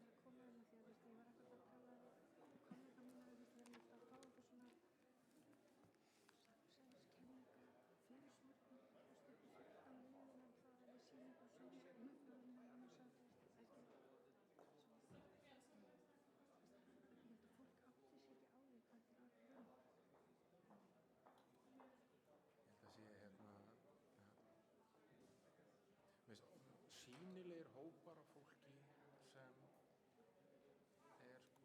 að umfama eitthvað sem er sko svo fjarri raunveruleikanum. Oh right, okay. So shall I sit down then? Or I was going to stand just to do the intro. All right, let's do that. Okay, no worries. Brilliant research work package leader. You say that at the end of the project, not the beginning. So welcome back. Hope you enjoyed your coffee break. Now we move on to the next panel, which is going to be about media and media's role in post-truth politics. And I'm here to introduce Asimina Michalidou from Arena, from the University of Oslo, who is the co-leader of our work package on media in this project. Thank you, Max. Thank you, everybody, and welcome back. I hope you're sufficiently refreshed after the first debate, because this afternoon we have to discuss a profession that has been mentioned several times today, a profession that is perhaps at the heart of everything that is good or bad about the democracy and the state of our public spheres. Of course, we will talk about journalists, journalists who have for a very long time enjoyed a role as mediators between citizens and the world, I suppose. They have been the go-to translators of policies. They are there to challenge political authority. But in recent times, they have found themselves in a bit of a hot spot, perhaps. The relationship of trust that they've had with citizens is perhaps questioned, weakened, as some have mentioned earlier today, appropriated or misappropriated by non-professional journalists like social media operators, even dismissed altogether. What do we need with those journalists anyway? So part of Reclaim is going to be to investigate what lies beneath this perceived or real transformation of the relationship between journalists and citizens in the era of post-factual politics. And I will not say post-truth because, yes, that opens a very big can of worms and we don't want to go there today. We don't just want to investigate the negative effects of post-factual politics on journalism and the role of journalists in a democratic society. We want to look at the democratic resilience of journalists themselves, what citizens think of this and their relationship of trust or distrust towards journalists, what policymakers think and what they intend to do about the challenges that are facing our post-factual democracies. So to kickstart our investigation and our debate, today we have 3 experts in journalism, 3 quite different perspectives, I think. And I will introduce now our first expert is Elva Ýr Gylfadóttir, Director of the Media Commission, which is the independent regulator for media in Iceland. We have Þórður Snær Júlíusson, co-founder, editor-in-chief of, I hope I say this right, Hjarnin, okay, a digital media company in Iceland that focuses on in-depth writing. And we also have Valgerður Jóhannsdóttir, who is a lecturer and head of the journalism program here at the University of Iceland. Welcome to the 3 of you. Thank you for being here today. I'll start by asking you a rather big question. Forgive me for this. But I would like your thoughts on precisely this relationship between citizens and journalists. Do you find that citizens have been moving away from professional journalism as the main source of news? And if this is the case, what do you feel are the main reasons behind this? Is it the digital transformation of our society? Is it the business models that have a problem, that are causing the problem? Is it post-factual politics? Is it everything? So I will give the floor to Elva first. Thank you. Yes, thank you very much. I think it's probably the best way to start is just to cite the numbers, what the research is showing us. So what we see is that almost everyone in this country is on social media. We also see that a vast majority of people are using journalistic media. So it doesn't mean that even though you're a social media, you're not reading something online. And the web-based media is the biggest source of news then for people. So we see that in our research that we did, 2 out of 3 were using also social media the day before to access news. But at the same time, we have like larger numbers going online to read the news media. But we also see that in the youngest group that we were researching, which was 15 to 17 years old, they 92.5% were using social media to access news. So, and what we also see, we have seen in our studies in this regard, it seems to be quite complicated when you have the news media coming into the feed on social media, because we are always telling our youth that they should be critical of what they're seeing on social media, but they don't necessarily see the difference if it's coming from Vísir.is or Kjarnin or whatever, or if it's coming from a source which is not that trustworthy. So I don't think that we are abandoning the news media. That's not what the research is showing. But I think that we have maybe more complications with this because it's just appearing in our news feed as it is, as it comes, like it was like the old, when something is trustworthy and other maybe sources are not. So maybe I'll just start with that and you will add. I think that we are experiencing a multi-layered systematic weakening of the traditional media. I say multi-layered because one of the reasons for this weakening is, as Elva mentioned, social media, and both because social media has cut into the business models of traditional media and drained a lot of especially advertising revenue from the media landscape and into the social media industry.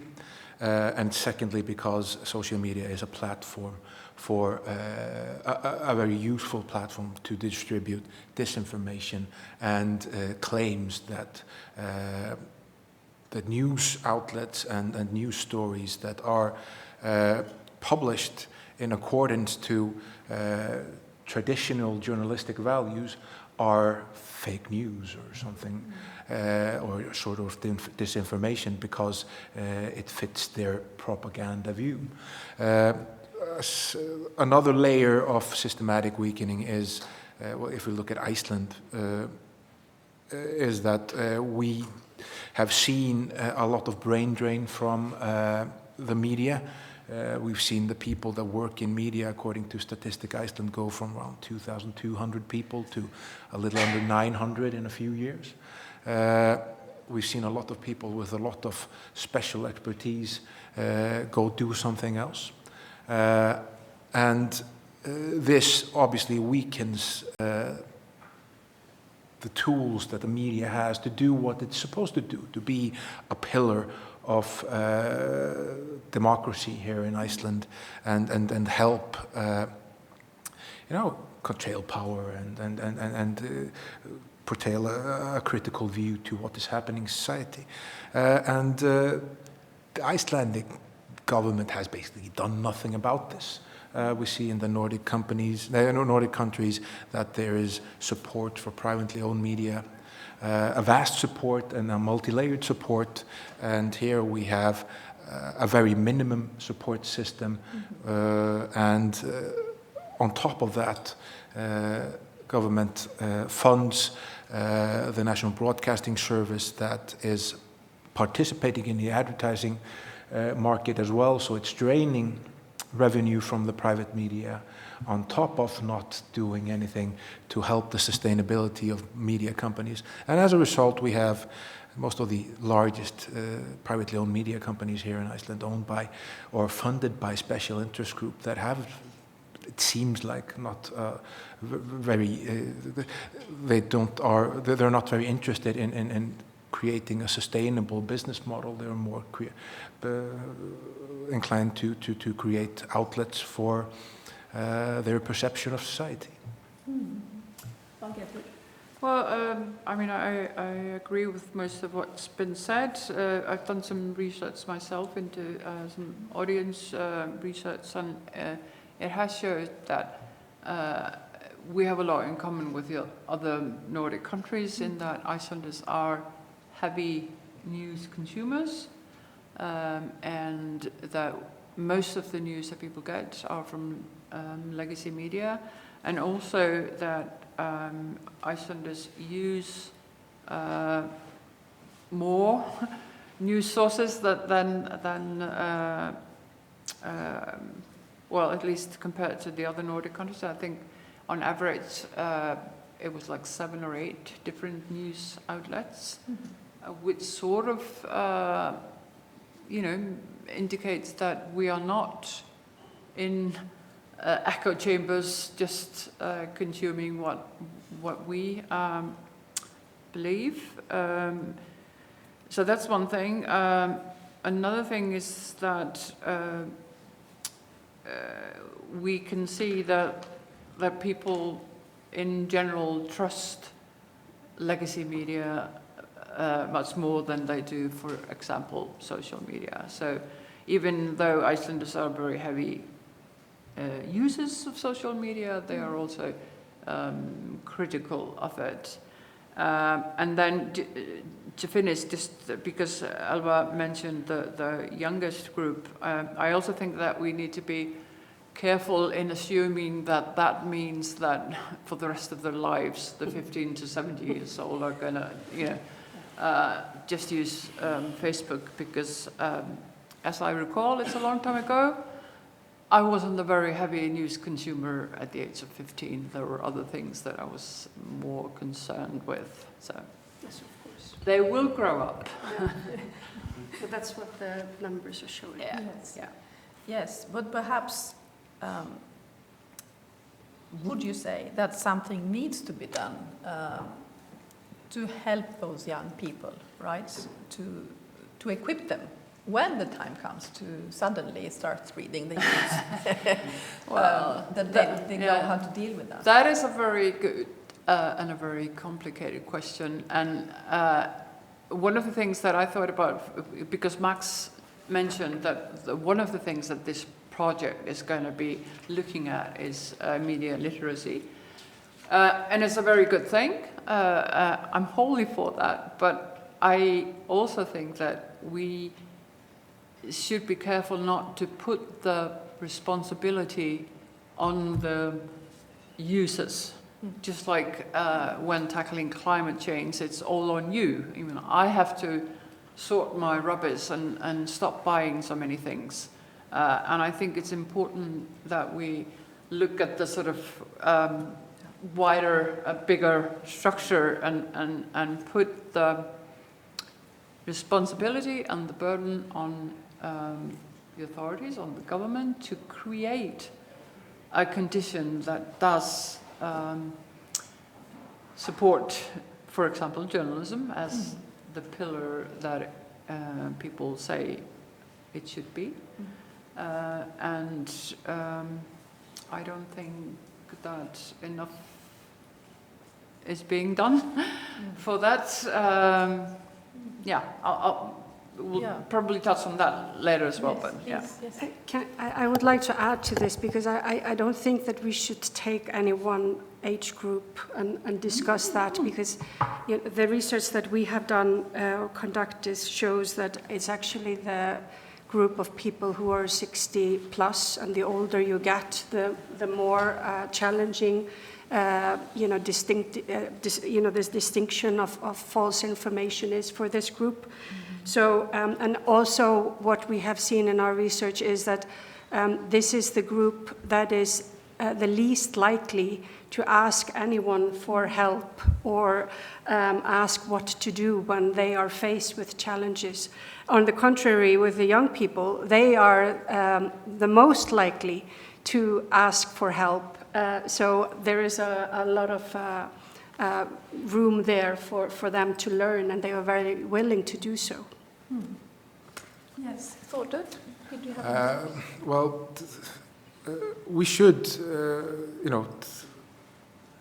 push young people to think critically about what is put in front of them, and we should also create an environment where they can feel comfortable about the information that they are using, that they have at least, in most cases, a full sense that this information should be correct.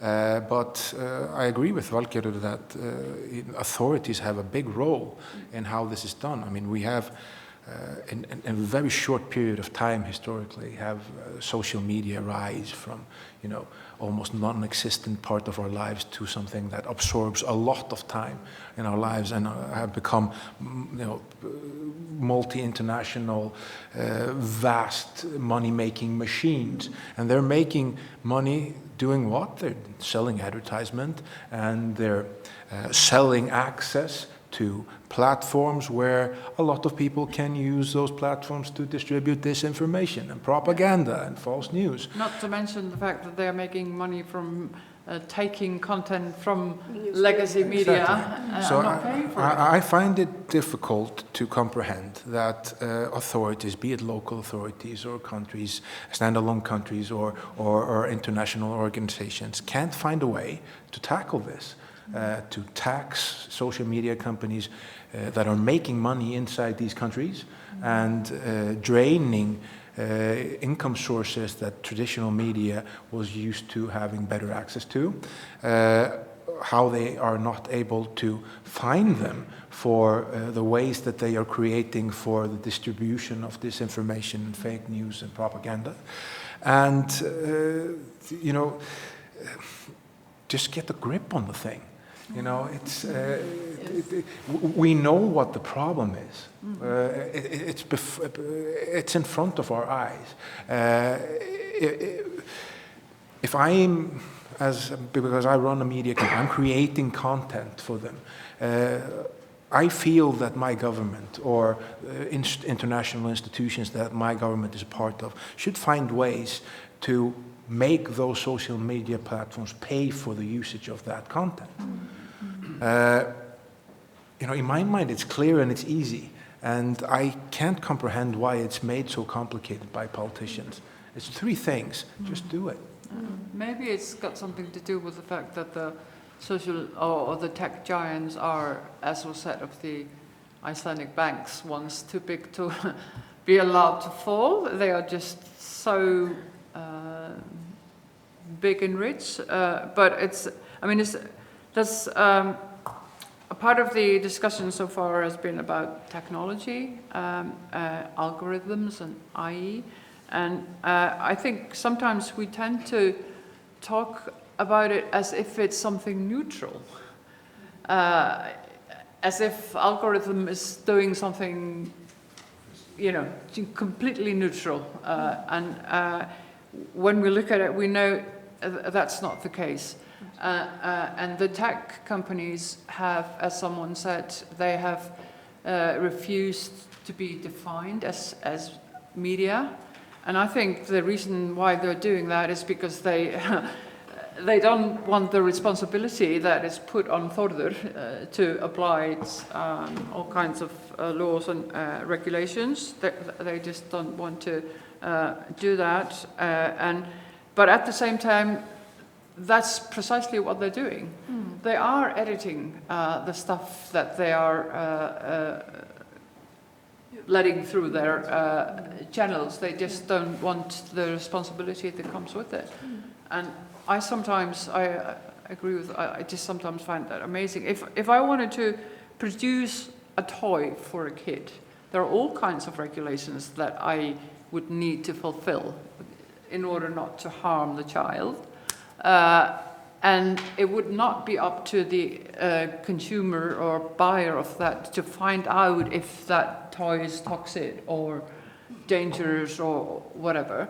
But social media companies seems to be allowed to, Facebook, for example, has research and has a report that tells them that they are harming, for example, teenage girls.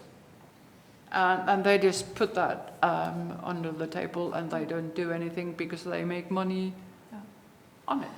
I see Elva nodding and you want to say something. And before you say it, can I also ask you specifically, because you're the media regulator representative here. So if the journalists are helpless, right, in this battle with the social media, and the citizens, obviously, there's only so much they can do because they're the consumer of the news. What can you do as the media regulator? That's exactly what I was saying. Because I think that we cannot carry on this discussion without mentioning the Digital Services Act that will come in place on 1st of January 2024. Because there you have huge obligations for the first time. And just like with the GDPR, we are now putting huge burdens on transparency, saying, giving people the possibility to opt out from the algorithms that are directed towards them, using these 52,000 personality traits that we have all as internet users being put into, and so forth. So this is actually the first time where we are doing something substantial. However, the devil is in the detail, and we don't really know exactly how this is going to be done.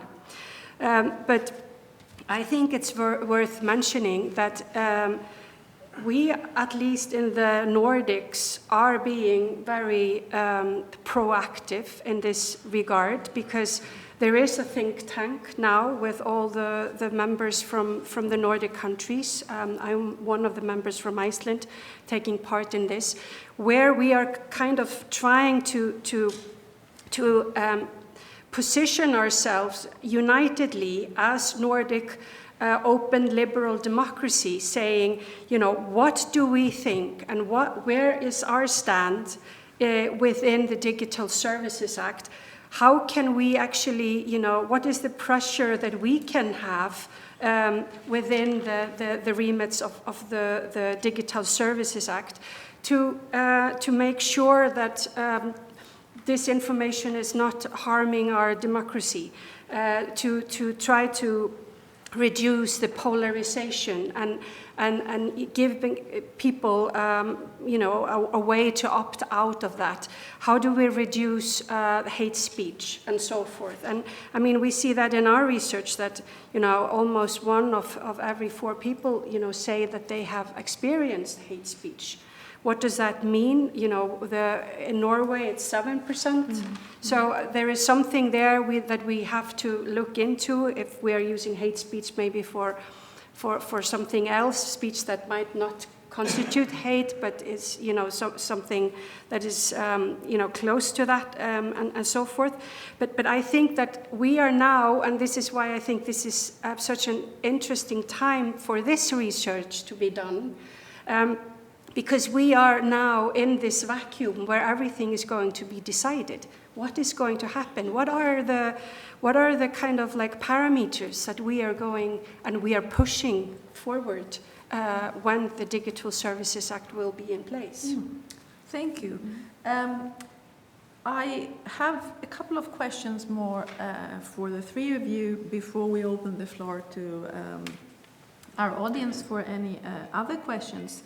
And it seems to me, if I hear you right, that you are all 3 in agreement that the main responsibility for, in a way, fixing the problem, if I can put it very, very plainly, of restoring the trust of citizens to journalism lies with governments, regulatory bodies. But then I was wondering, can journalists not do anything? Are they completely helpless in this? Well, if I can just jump in and almost correct you. Yes, please do that. Yes. No, because he said restore people's trust in journalism, because I don't think that people have lost trust in journalism. So I don't think that it is. And if you look at just the sort of output that comes from edited legacy media, that's not where the fake news disinformation comes from. But when you have an environment where they are all in the private sector, they're all in deep financial difficulties. Journalists have been laid off. There are fewer journalists, and they have to work faster. Then, of course, the quality of the output is worse, and it's the sort of danger of then becoming, caught in a vicious cycle where the content is worsened, and then possibly the use of and the trust in will lessen, which means that the content again gets worse. So, I mean, I don't think there's any use in denying that a lot of the stuff that's coming from the legacy media, even though it's not fake news, it's not particularly good. Often very, out of context, copy-paste. And that is not what journalists want to do. But it's the situation that they are in. You have to feed the beast, and you have to get clicks. And yeah, this is sort of the environment that has been created for them.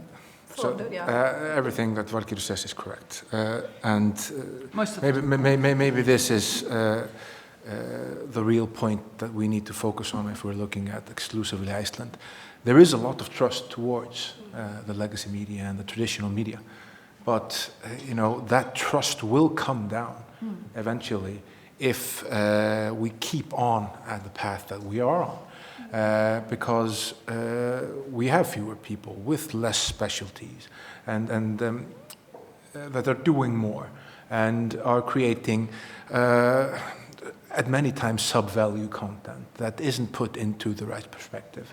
And we obviously have also our problem with what you could call international fake news and disinformation is not the same as it is in many other countries where they have been created or funded media platforms that are channels for that disinformation or fake news. Most of it here in Iceland comes from the outside and is put forward on social media.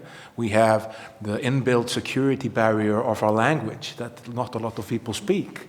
And we don't have a society that's very open to creating entities or people, for journalists or former journalists or PR people that are open to being vehicles for channeling disinformation or fake news in Icelandic. So most of the problems with that are, English language fake news media outlets that have sort of the perception of being credible, that are being channeled through social media, be it on COVID or Pizzagate or whatever. So in that sense, we are in a better place than many. But our real problem is the weakening, systematic weakening of the sustainability of traditional media.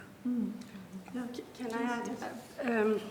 I was mentioning to some colleagues here, we were talking about this earlier, and I think I phrased it in the way that there is a big shift though, before and after COVID, and I phrased it in a way, the trolls have actually emerged from the mountains after COVID in Iceland.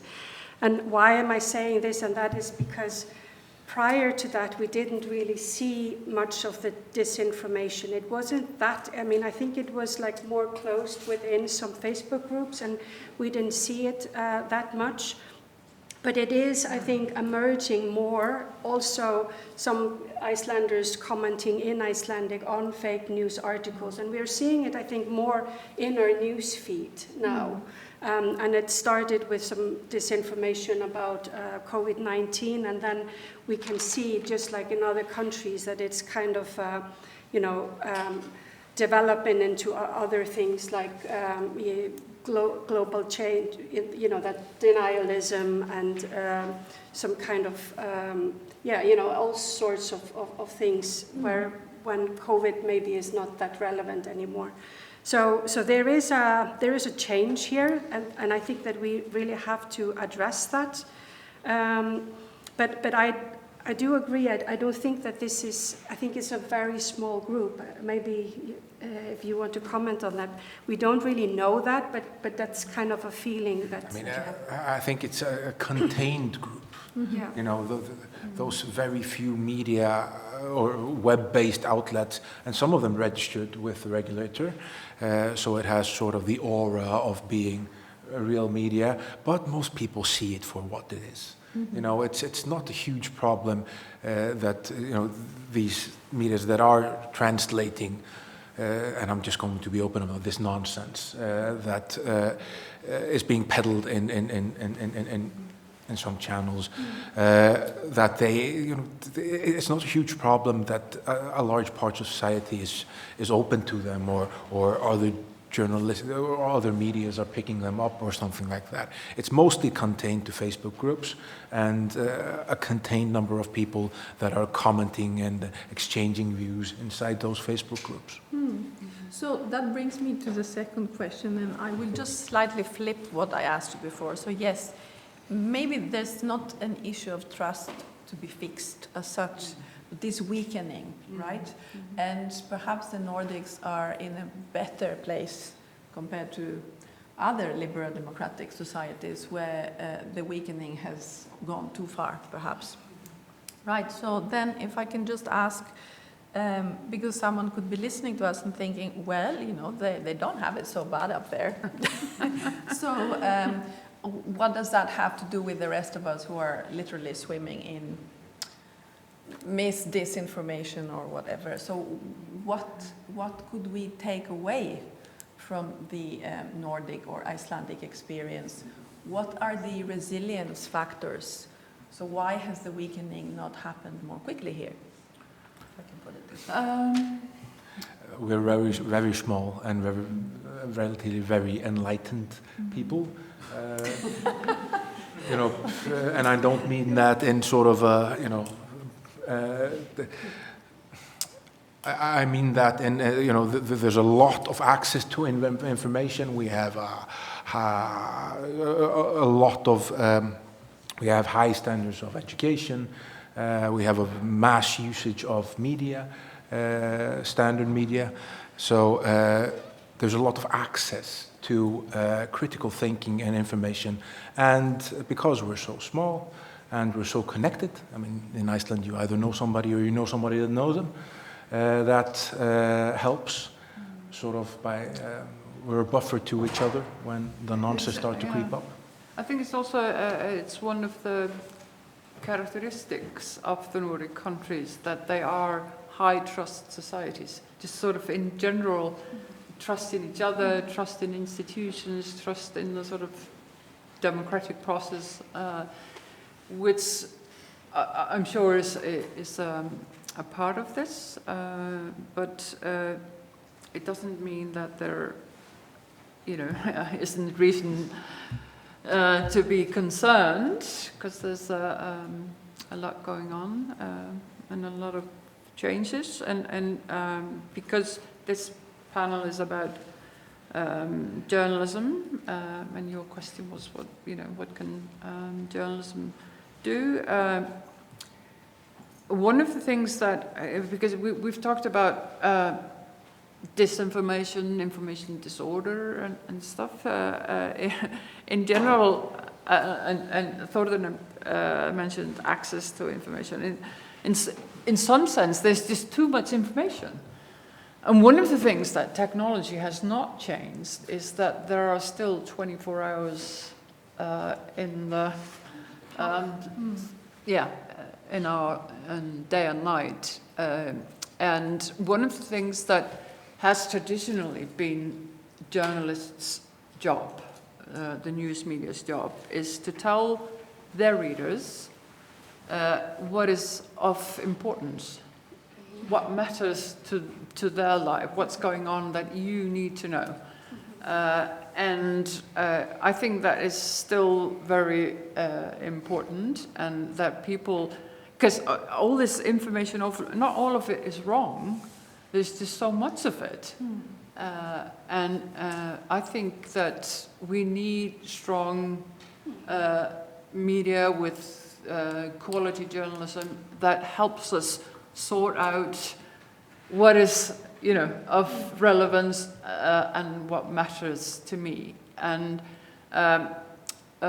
because Rector mentioned in the beginning that was a part of the what's the English word for stefnuháskólans? The policy. To tackle disinformation. And the way the university is going about that is to produce more information, so that there's a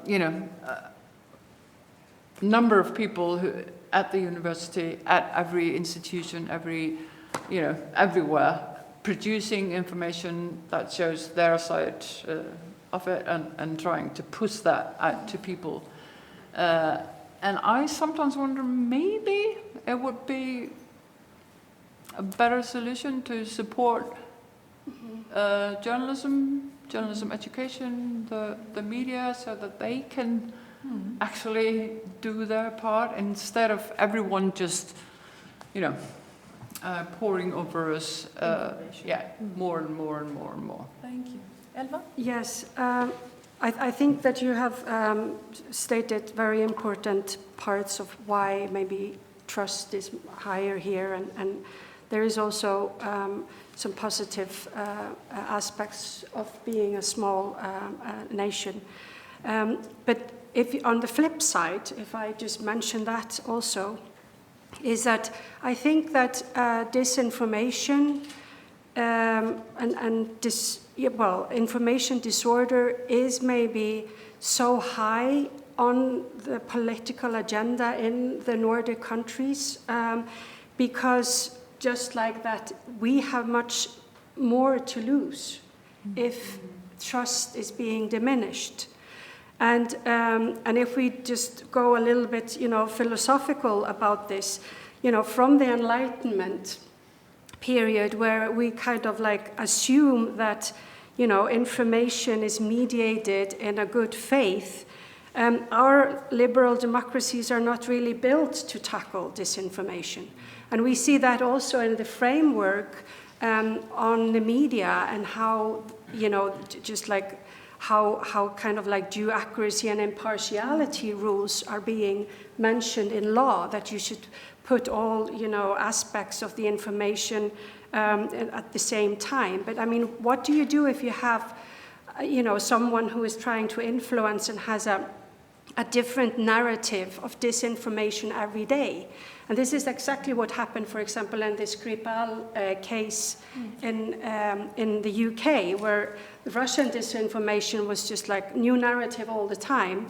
And then research shows, after that people, in the UK they were not really sure what was really the fact there. And that is precisely what disinformation is supposed to do,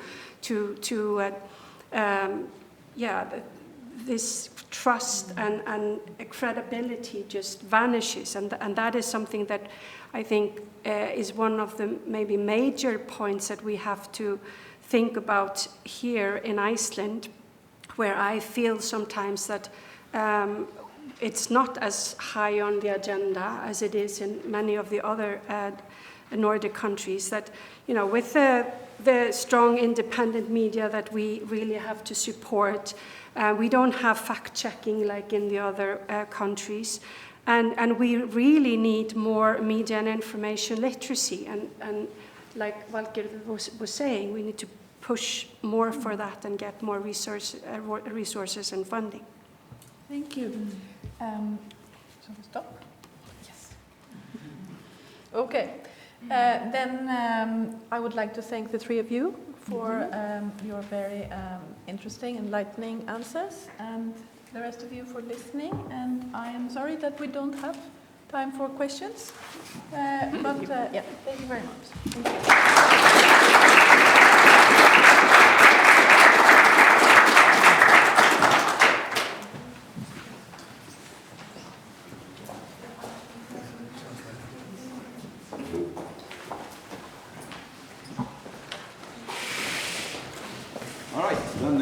Time for our next panel.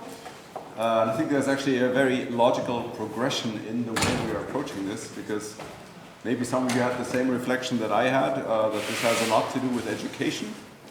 And that's also the topic of the next panel. So it's my pleasure to introduce Nona Michelice from the Institute of International Affairs in Rome, who will be the moderator for this panel on education. Yeah. Our panelists, please, line up.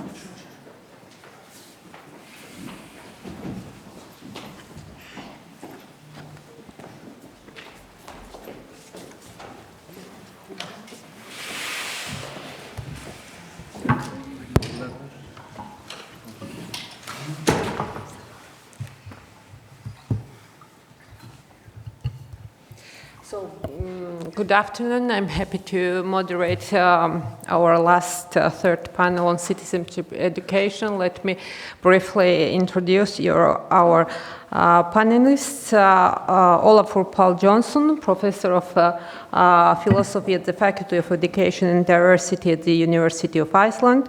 Hulda Stongland, senior advisor at the Department of Analysis at Iceland's Directorate of Education, and Ellert Borgwin Schram, sorry from instructor at Sidement and graduate student in philosophy at the University of Iceland. So as I mentioned, this is our conclusive panel.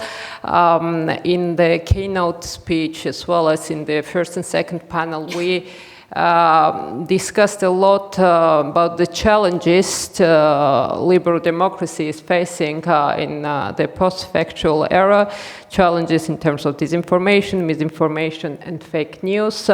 And let me now start with a kind of general question.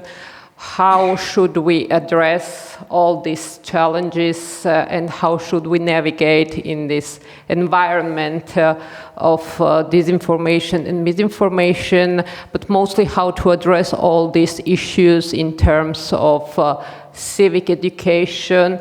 And if we could discuss about this, not necessarily from local perspective, Icelandic perspective, but also how to address this challenge at the EU level.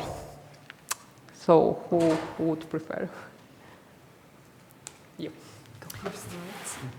Yes.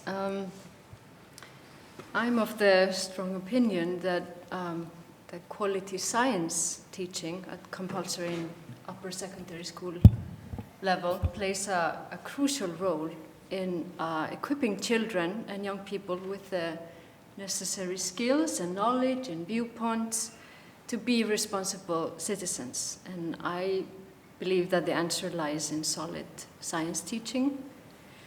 And we would often think that we are Europe as a continent, that we're doing fine, but evidence shows, in particular evidence from OECD's PISA studies and more, show that we're not doing so fine, and that a considerable part of 15-year-olds at the point when they're finishing compulsory schools do not even reach basic level skills in science.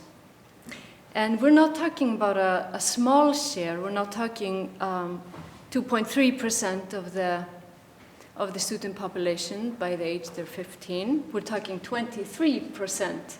That's the OECD average. And these, let's also put it in these terms. These are defined international benchmark of those who do not reach basic level skills in science around the time when they finish school. And this is a serious fact, and for instance, the European Union has set a limit for not under 15%, and there are only 4 countries in Europe that reach this benchmark.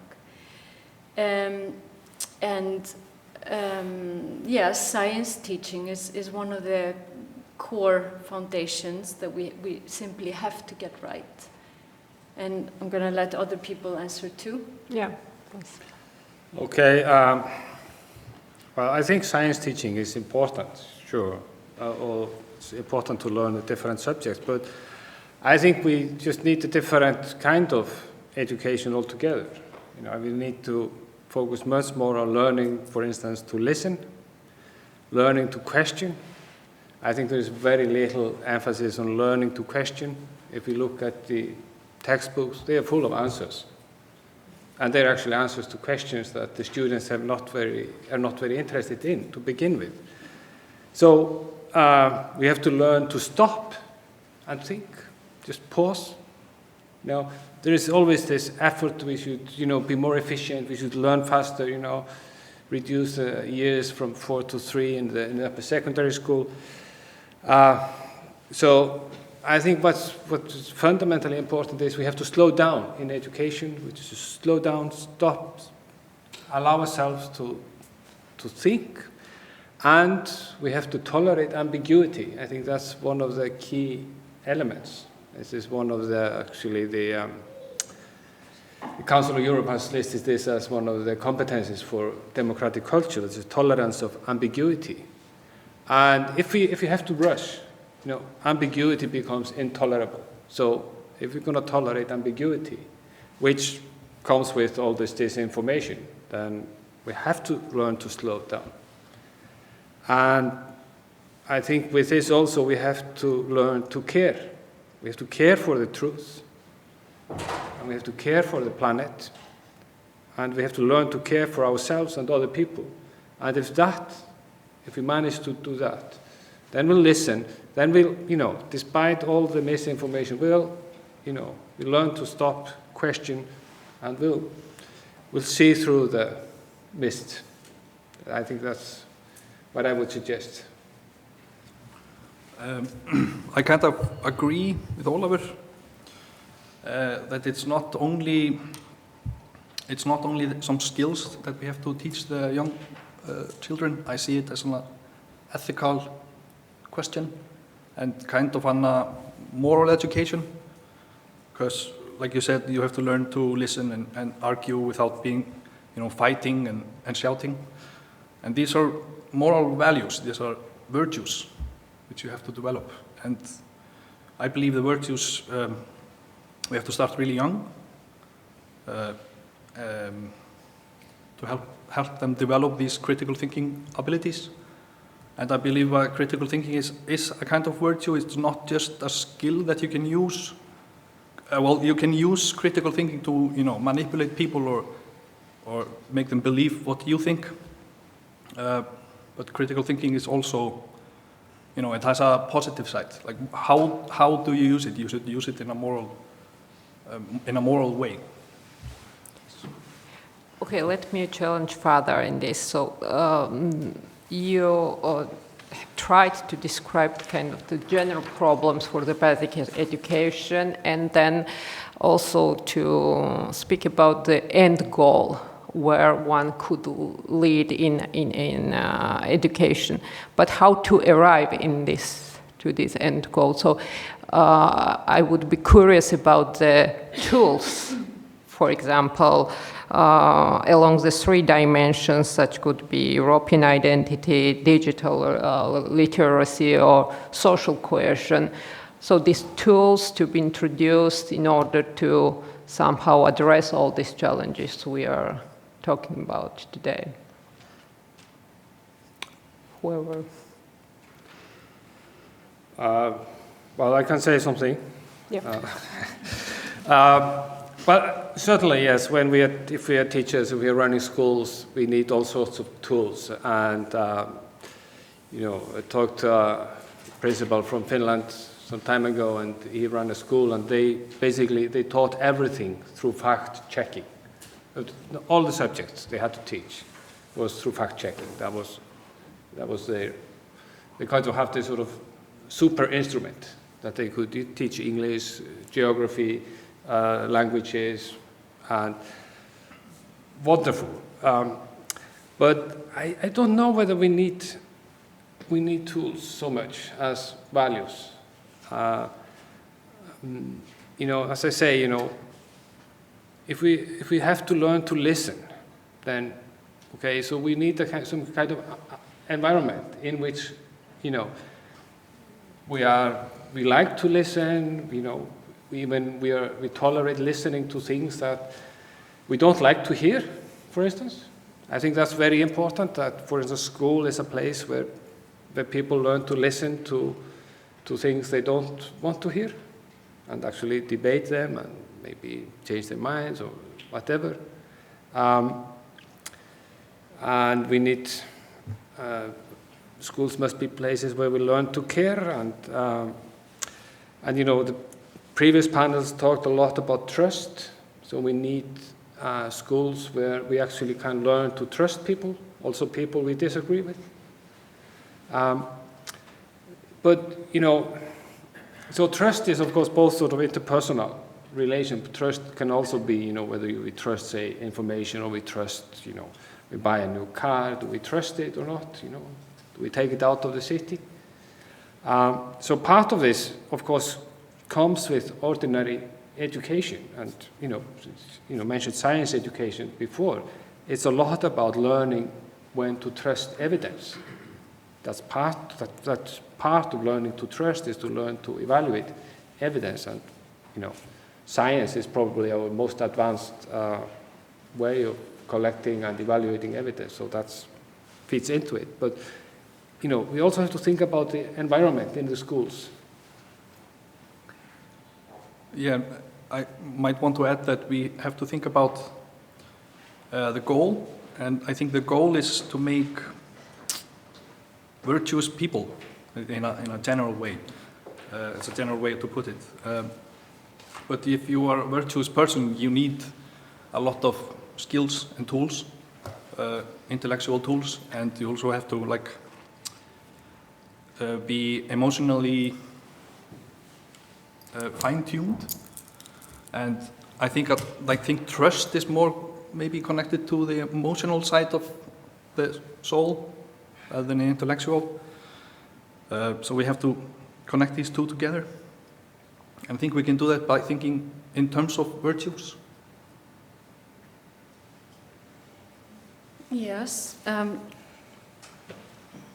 The Prime Minister mentioned earlier today that, and I'm not going to talk about Iceland specifically, but I'm going to use it as an example, that in the core curriculum of Iceland we have these 6 pillars: democracy and equal rights and sustainability being 3 of them, for instance.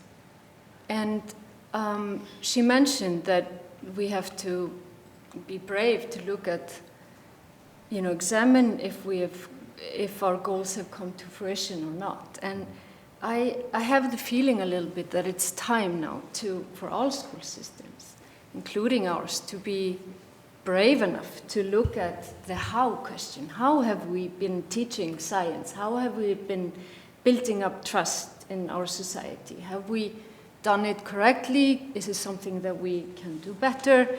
And I disagree if my understanding of your points is that we do not have to do this consequently. I think we have to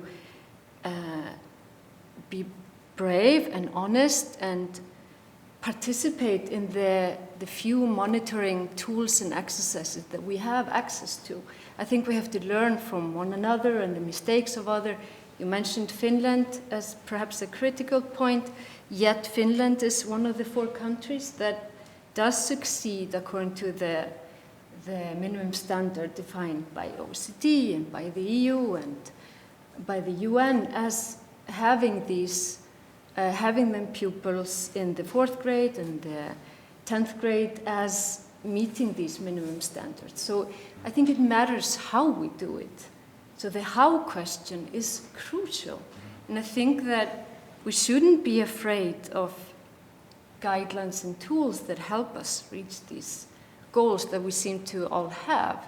And if I look at, for instance, the tools and the monitoring tools that the European Commission has been preparing under this exact topic for years now, under the Digital Education Policy 21-27, they are providing teachers with concrete guidelines and tools to come forth and to address these issues that are changing and are not a child of the past, but current and addressing the future. So I think we have to be a little more concrete than to only say that we have to build up trust. I do not disagree. I just think that we need to be a little precise. Yes, I totally agree. And it's probably easier to measure, a scientific skill, or if you will, instead of does the student have the right values? It's more difficult. Yeah, but when I mentioned the things about the fact-checking, I thought it was fantastic. I really, thought this way of approaching the teaching was excellent. But through fact-checking, they were building, also interpersonal trust. They had to work together. They had to pause. They had to dig through the ambiguities and so on. And they often had to find the questions themselves. So that was one of the central features. And it was time-consuming. It was chaotic. And so we have to that's one of the things we have to learn to tolerate. That is the chaos. Look at the internet and all the information and the misinformation and disinformation and what it is, and it's a chaos. And we say, oh, what shall we do? But the world has always been a chaos, and so we just have to find a way to deal with it. But there are strong currents, I think, which are pushing us away from dealing reasonably with the chaos and with our lives. I was happy that during the coffee break I was talking to an old student, and she was saying, there is so much that the sort of neoliberalism, how the ways in which the neoliberalism affects our lives and our way of thinking. And I think there is a strong sort of tension there within the school system. On the one hand, there are these sort of ways, which emphasize, that we should consume, that we should maximize, everything, maximize our experience, maximize our space, expand our identity. But this, I think, is basically self-destructive, it's non-sustainable. So against this current, we have to find a way of slowing down. And I think that applies to all education. Good science education is slow education. No one understands science quickly. You can learn a technique quickly, but if you want to understand what the scientist was thinking, these big scientists were thinking when they were sort of trying to figure out even what the problem was, then it's a way of thinking that we have to teach. It's critical, it's both, it's ethical, and it's social, it's a community. Science, no one does science in isolation. Doing science means belonging to a community, which is built on trust. So, yeah. And what would be the EU's role in all of this? I mean, the reality you're describing, it's more about the relationship between professors and students. That's where education begins, in formal education, yes. Yeah, and where the space for the EU and EU regulations with EU document you mentioned beforehand. So what should the EU do in all of this? I mean, in order to then help maybe professors to face all these challenges of the post-factual era? Well, the EU has a tendency to gather evidence, to see what education systems are struggling with, and gather monitoring tools and guidelines. And the Commission is working on it and has delivered some fantastic fresh guidelines last week. There's another coming up next week. There's a final report, which is the result of a 2-year project that is now coming to fruition. So luckily, all of us are on the same boat with worrying about this and trying to adjust our education system to new realities. And I also want to come to a second point, because there is this mention of slow approach, and that could be a good one, but we also don't have we have no time to lose, and we have no student to spare, so to speak. And there's a second point that I wanted to bring today to this table, and that is that the point that the comparative studies show that pupils with socioeconomic disadvantages are overrepresented among the low achievers, in particular in science, but across fields and across stages. And this highlights the importance of equity in education teaching. And for instance, in VET training, vocational education training, it so happens that in many countries in Europe, vet teaching doesn't include these core values, such as that the Prime Minister mentioned, and is these 6 components of our Iceland's curriculum guidelines. Many countries, including my own, do not emphasize it in most vet teaching. Yet some kids leave school at age 14 in Europe, others 16 or other age, and we have no child to spare in this regard. So yes, we should, of course, think carefully how we approach it, but we also don't have endless time. Yeah, maybe that's another reason to start young. And I'm trying to connect, what you're saying about science literacy and democracy. And I think they are connected, because in science you have to be critical of other people's opinions, and you have to criticize them, and then you maybe make some progress. And these are some, values or notions that are also at play in democracy. And like Oliver was talking about the classroom, because I always tend to think about this in terms of a classroom, where you have to create a kind of a community or a kind of a culture of democracy. Because, our system is democratic, but sometimes I'm skeptical about if it's a culture of democracy, because we tend to fight with each other and argue ad hominem and take down the person and not the argument itself. And I think we can do that in the classroom as a teacher or professor and a student. And then you can develop these values, where you listen to each other and you argue instead of just taking each other down.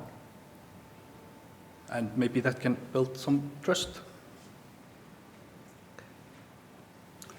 I think one of the important things to think about is to support teachers in their professional autonomy.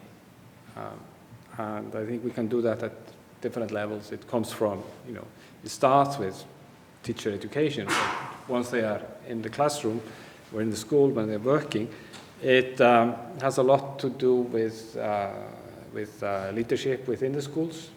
So it has also a lot to do with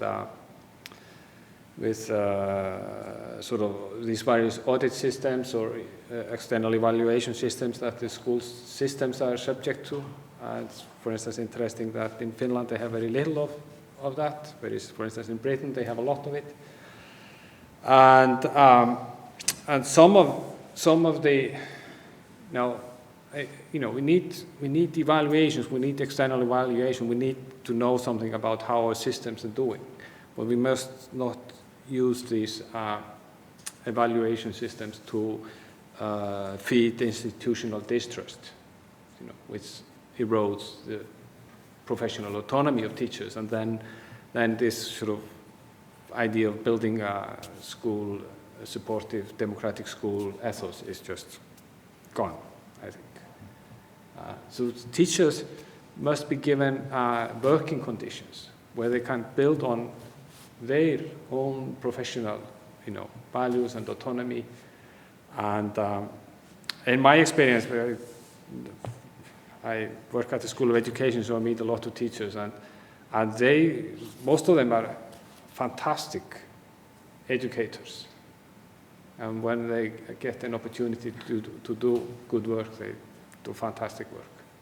We have many examples of good work in schools. But we need more. Okay. Then let me open the floor for our audience. If there are questions here.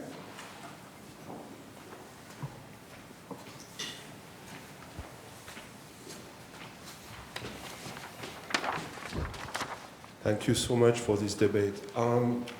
So I didn't introduce myself. I'm Emmanuel Bonejayi. I'm a professor at the University of Victoria in Canada. And recently I was asked to reflect on a campus or university as a frontier And so I looked into this, and I spent, quite a bit of time to do some research on this issue, and it overlaps completely with what the panel discusses here. The issue that I think summarizes best some of the questions that you raised is whether university train people so that they can work later move and work in Silicon Valley, for instance, and serve basically the marketplace, right? To speak about issues of neoliberalism. Or whether universities are places where you learn to think that you're never afraid of what you may do. Whether you do research in science or in social science, asking difficult questions is always threatening. So when you ask unconventional questions, you're also a very good democrat, because you're not afraid of facts, you're not afraid to check the facts, and you feel fully engaged as a citizen. And so there is a relationship between the lab, the science lab, the biochemistry lab, but also how you behave at the university, in a classroom, in a respectful, open manner, where you can still respect very different points of view, but at the same time ask extremely difficult questions, even challenging facts, for instance. So I'm asking you, to clarify this, because in my view, this is also about learning to behave from the very earliest age. It's not what you learn, but it's more about how you learn. Thank you.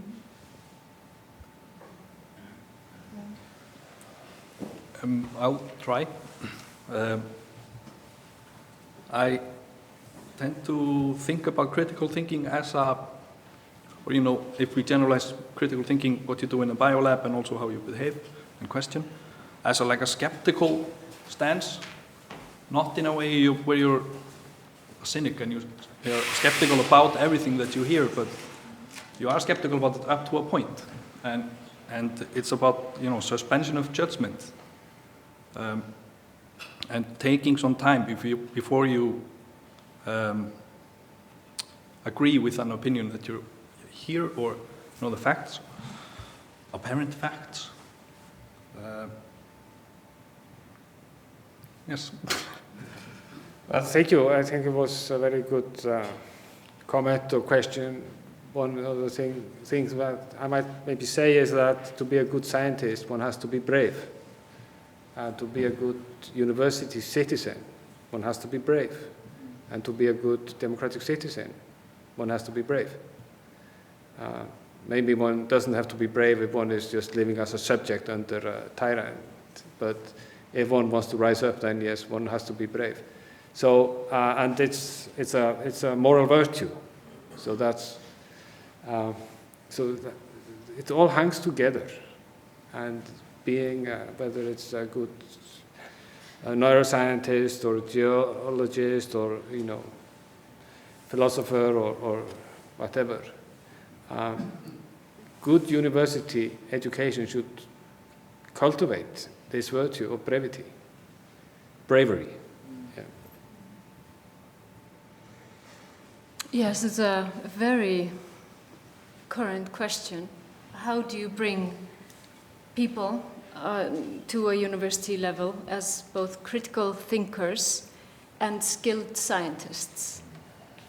And since my profession is to compare and analyze education system comparatively, I know that from my standpoint, it depends, for a person to come up to this level, you need the child that this person once was to be both knowledgeable and skillful. And to have knowledge and skills may be similar things, but they're not the same.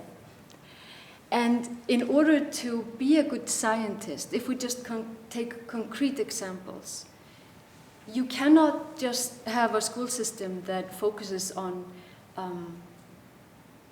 sorting plastic and defining that as science for 10 years. That's obviously not enough. You have to have the critical thinking, you also have to have knowledge. And depending on the age of the child and the school stage, we need to have a flow. We have to have benchmarks and guidelines, and we have to be not afraid of measuring whether we are reaching our goals, both knowledge and skills. So there are tools to do this, and we have fantastic guidelines and monitoring tools. I'm afraid that many school systems simply want to close their eyes and not be monitored and check if they are reaching these goals. And the goals change. The world is changing, and more education systems are realizing that broad, solid, and concrete way of teaching science is the right way to become a good and knowledgeable person at the higher level. So I think, I like to believe that we have a lot to learn from one another, and that we do have a lot of tools, some of which we're not using or even facing. And I take this example of environmental studies being defined as science. You have to have flexibility in the education system, but you also have to have some boundaries. Not many people like to hear it, but I think these are, we have to have a balance and mix of both. Okay.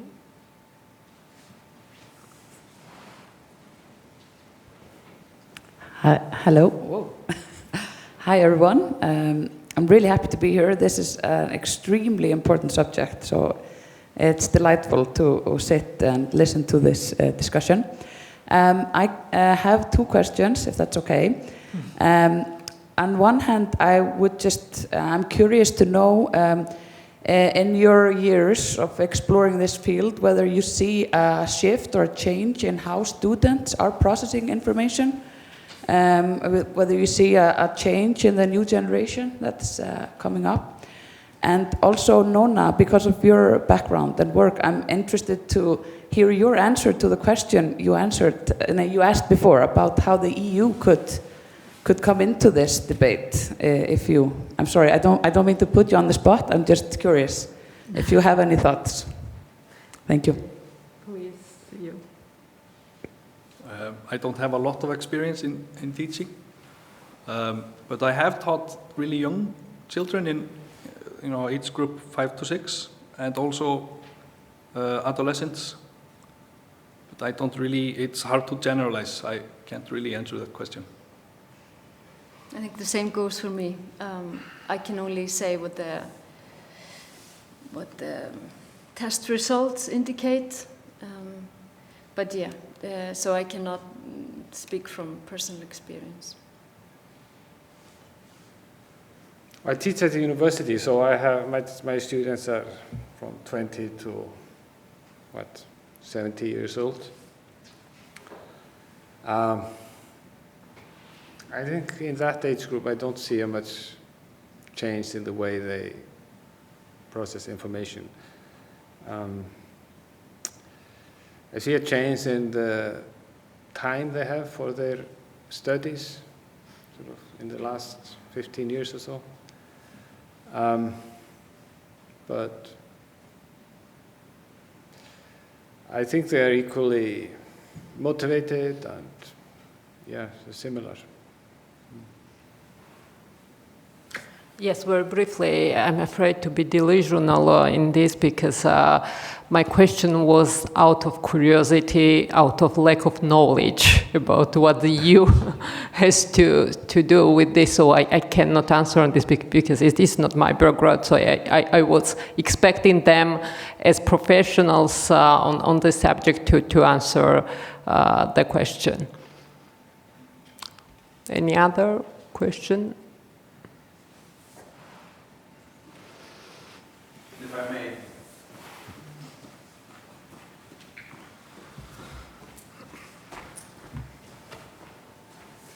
Thank you. I'm just wondering about the, I mean, when this started, I said there's a nice and logical progression to the argument. We start from security threats and the changing technologies. We move on to the role of the media, and then we move on to the role of education. And I mean, this whole discussion so far has been premised on the notion of there is a change in the information environment. And I actually haven't heard so much about that here.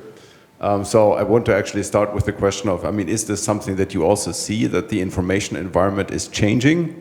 If that's the case, do you consider that to be a challenge?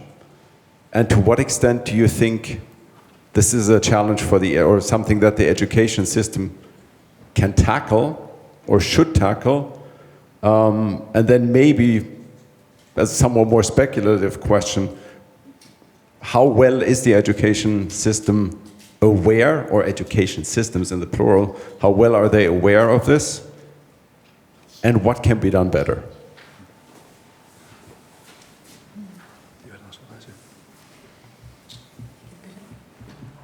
So, thank you for this good question. It's not easy to answer, but I do think that I can give an example from the country that I know quite well.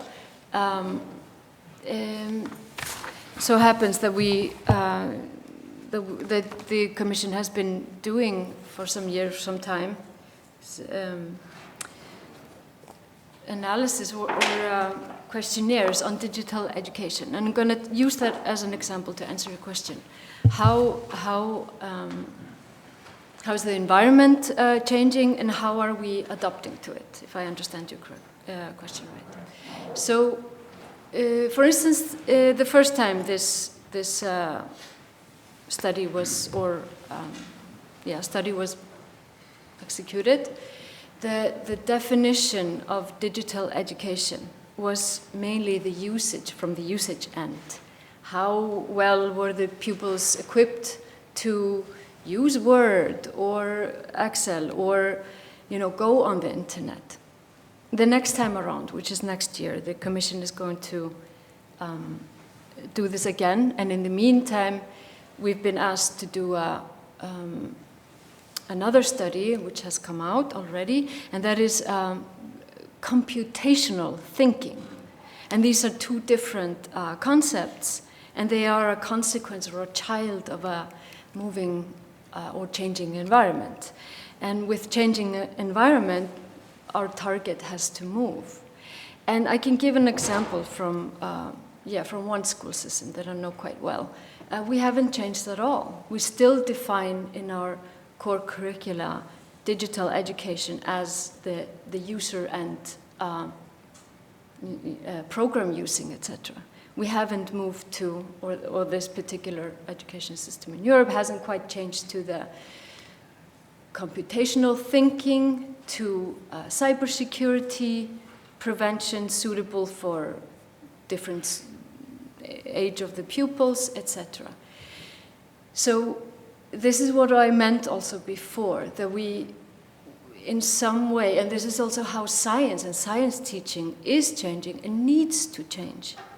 So it needs to encounter changing environment, and with these adaptation, we are better equipped to produce critical thinkers, so that it goes so much hand in hand.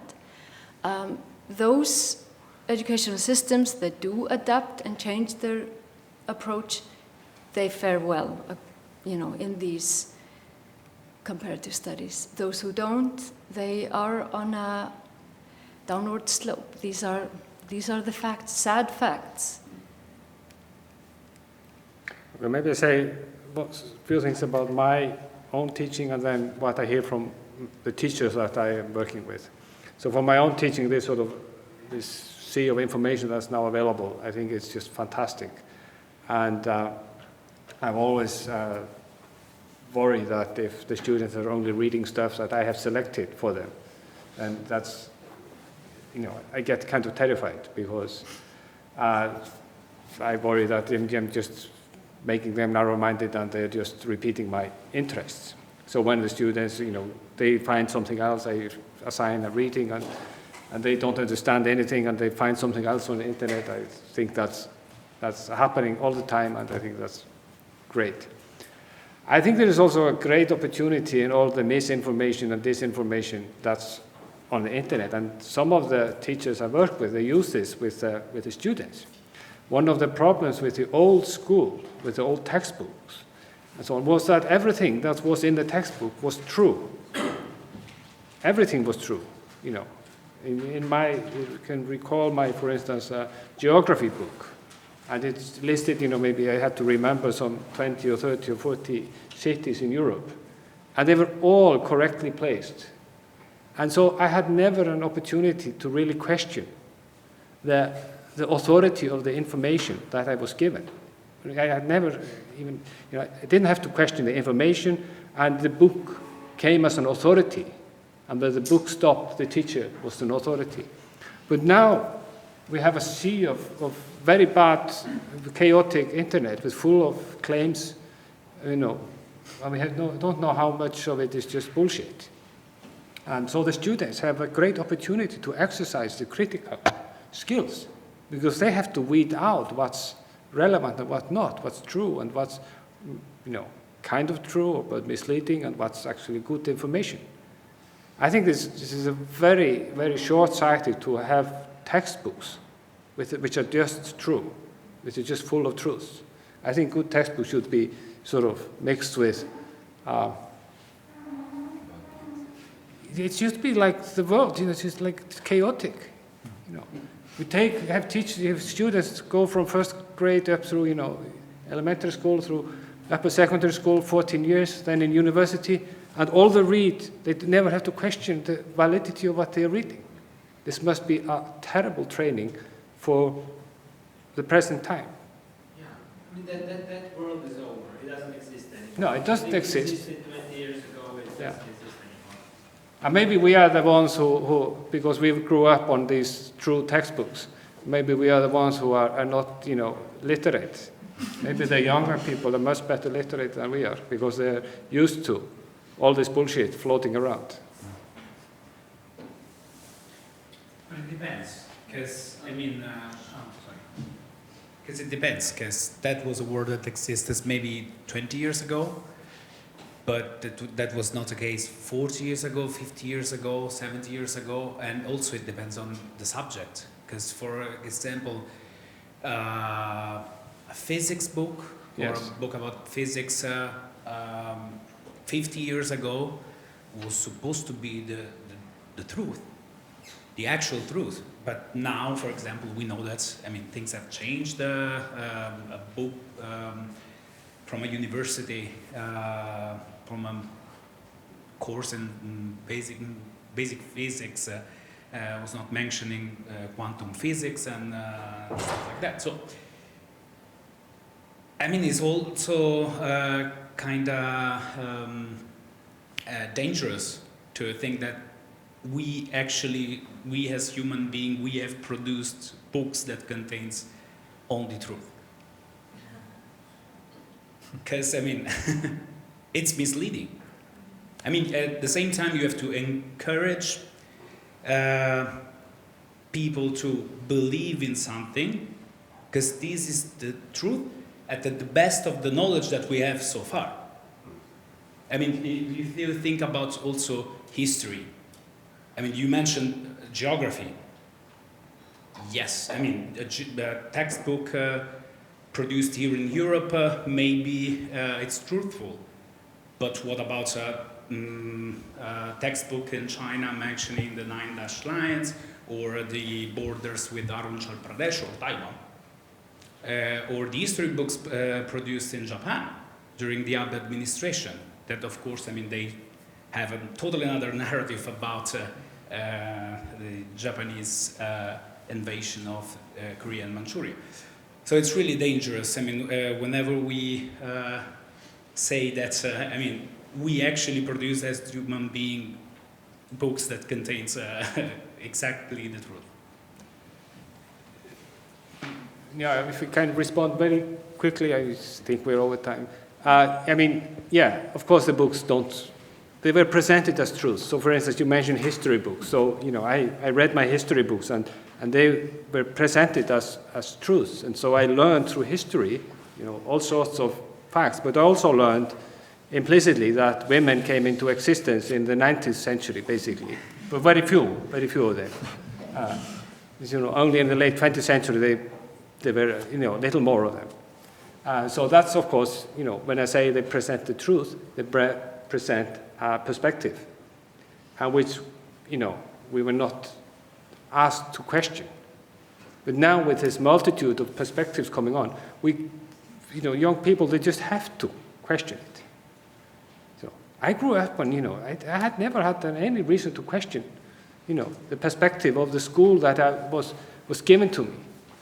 It was the only one available. So that's why I'm so narrow-minded today. Okay, let me thank to our speakers, and I will the floor to Maximilian for the closing remarks.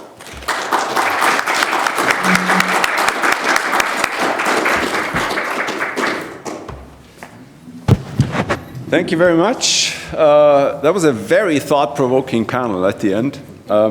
I found. I think there are a lot of answers or a lot of questions that will keep us busy for the next 3 years, at least, probably more. If I may, just one last remark. The way I teach, I completely agree with, that's not the way textbooks look like anymore. Usually a good textbook presents facts, presents questions about factual knowledge, and then moves on to the critical discussion part. And I usually start my classes by telling my students, this is the textbook that you're going to read, but everything in this book can be questioned. And everything that I say can be questioned. I'm actually the first person you should be questioning in this. But I think that's actually a skill. That's a skill that we need to teach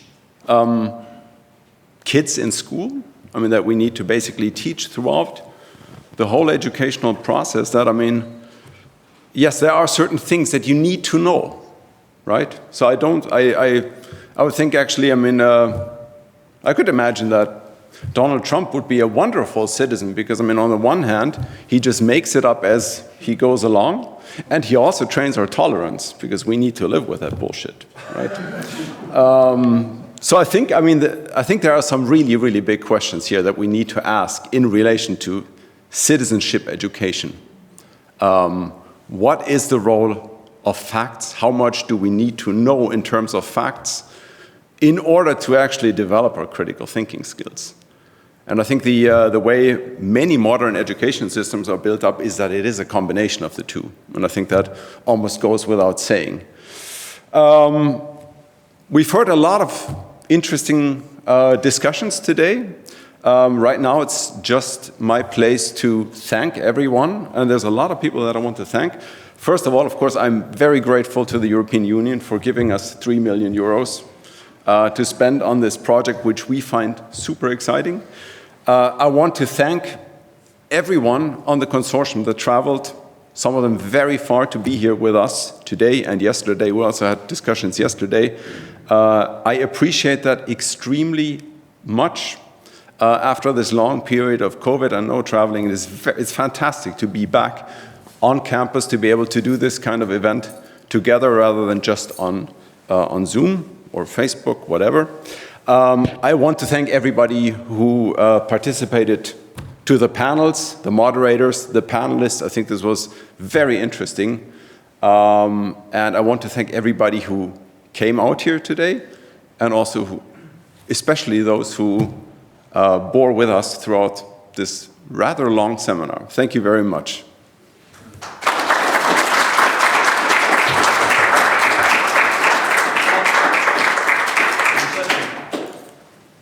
There is a reception starting right here, right now, and I totally knew that.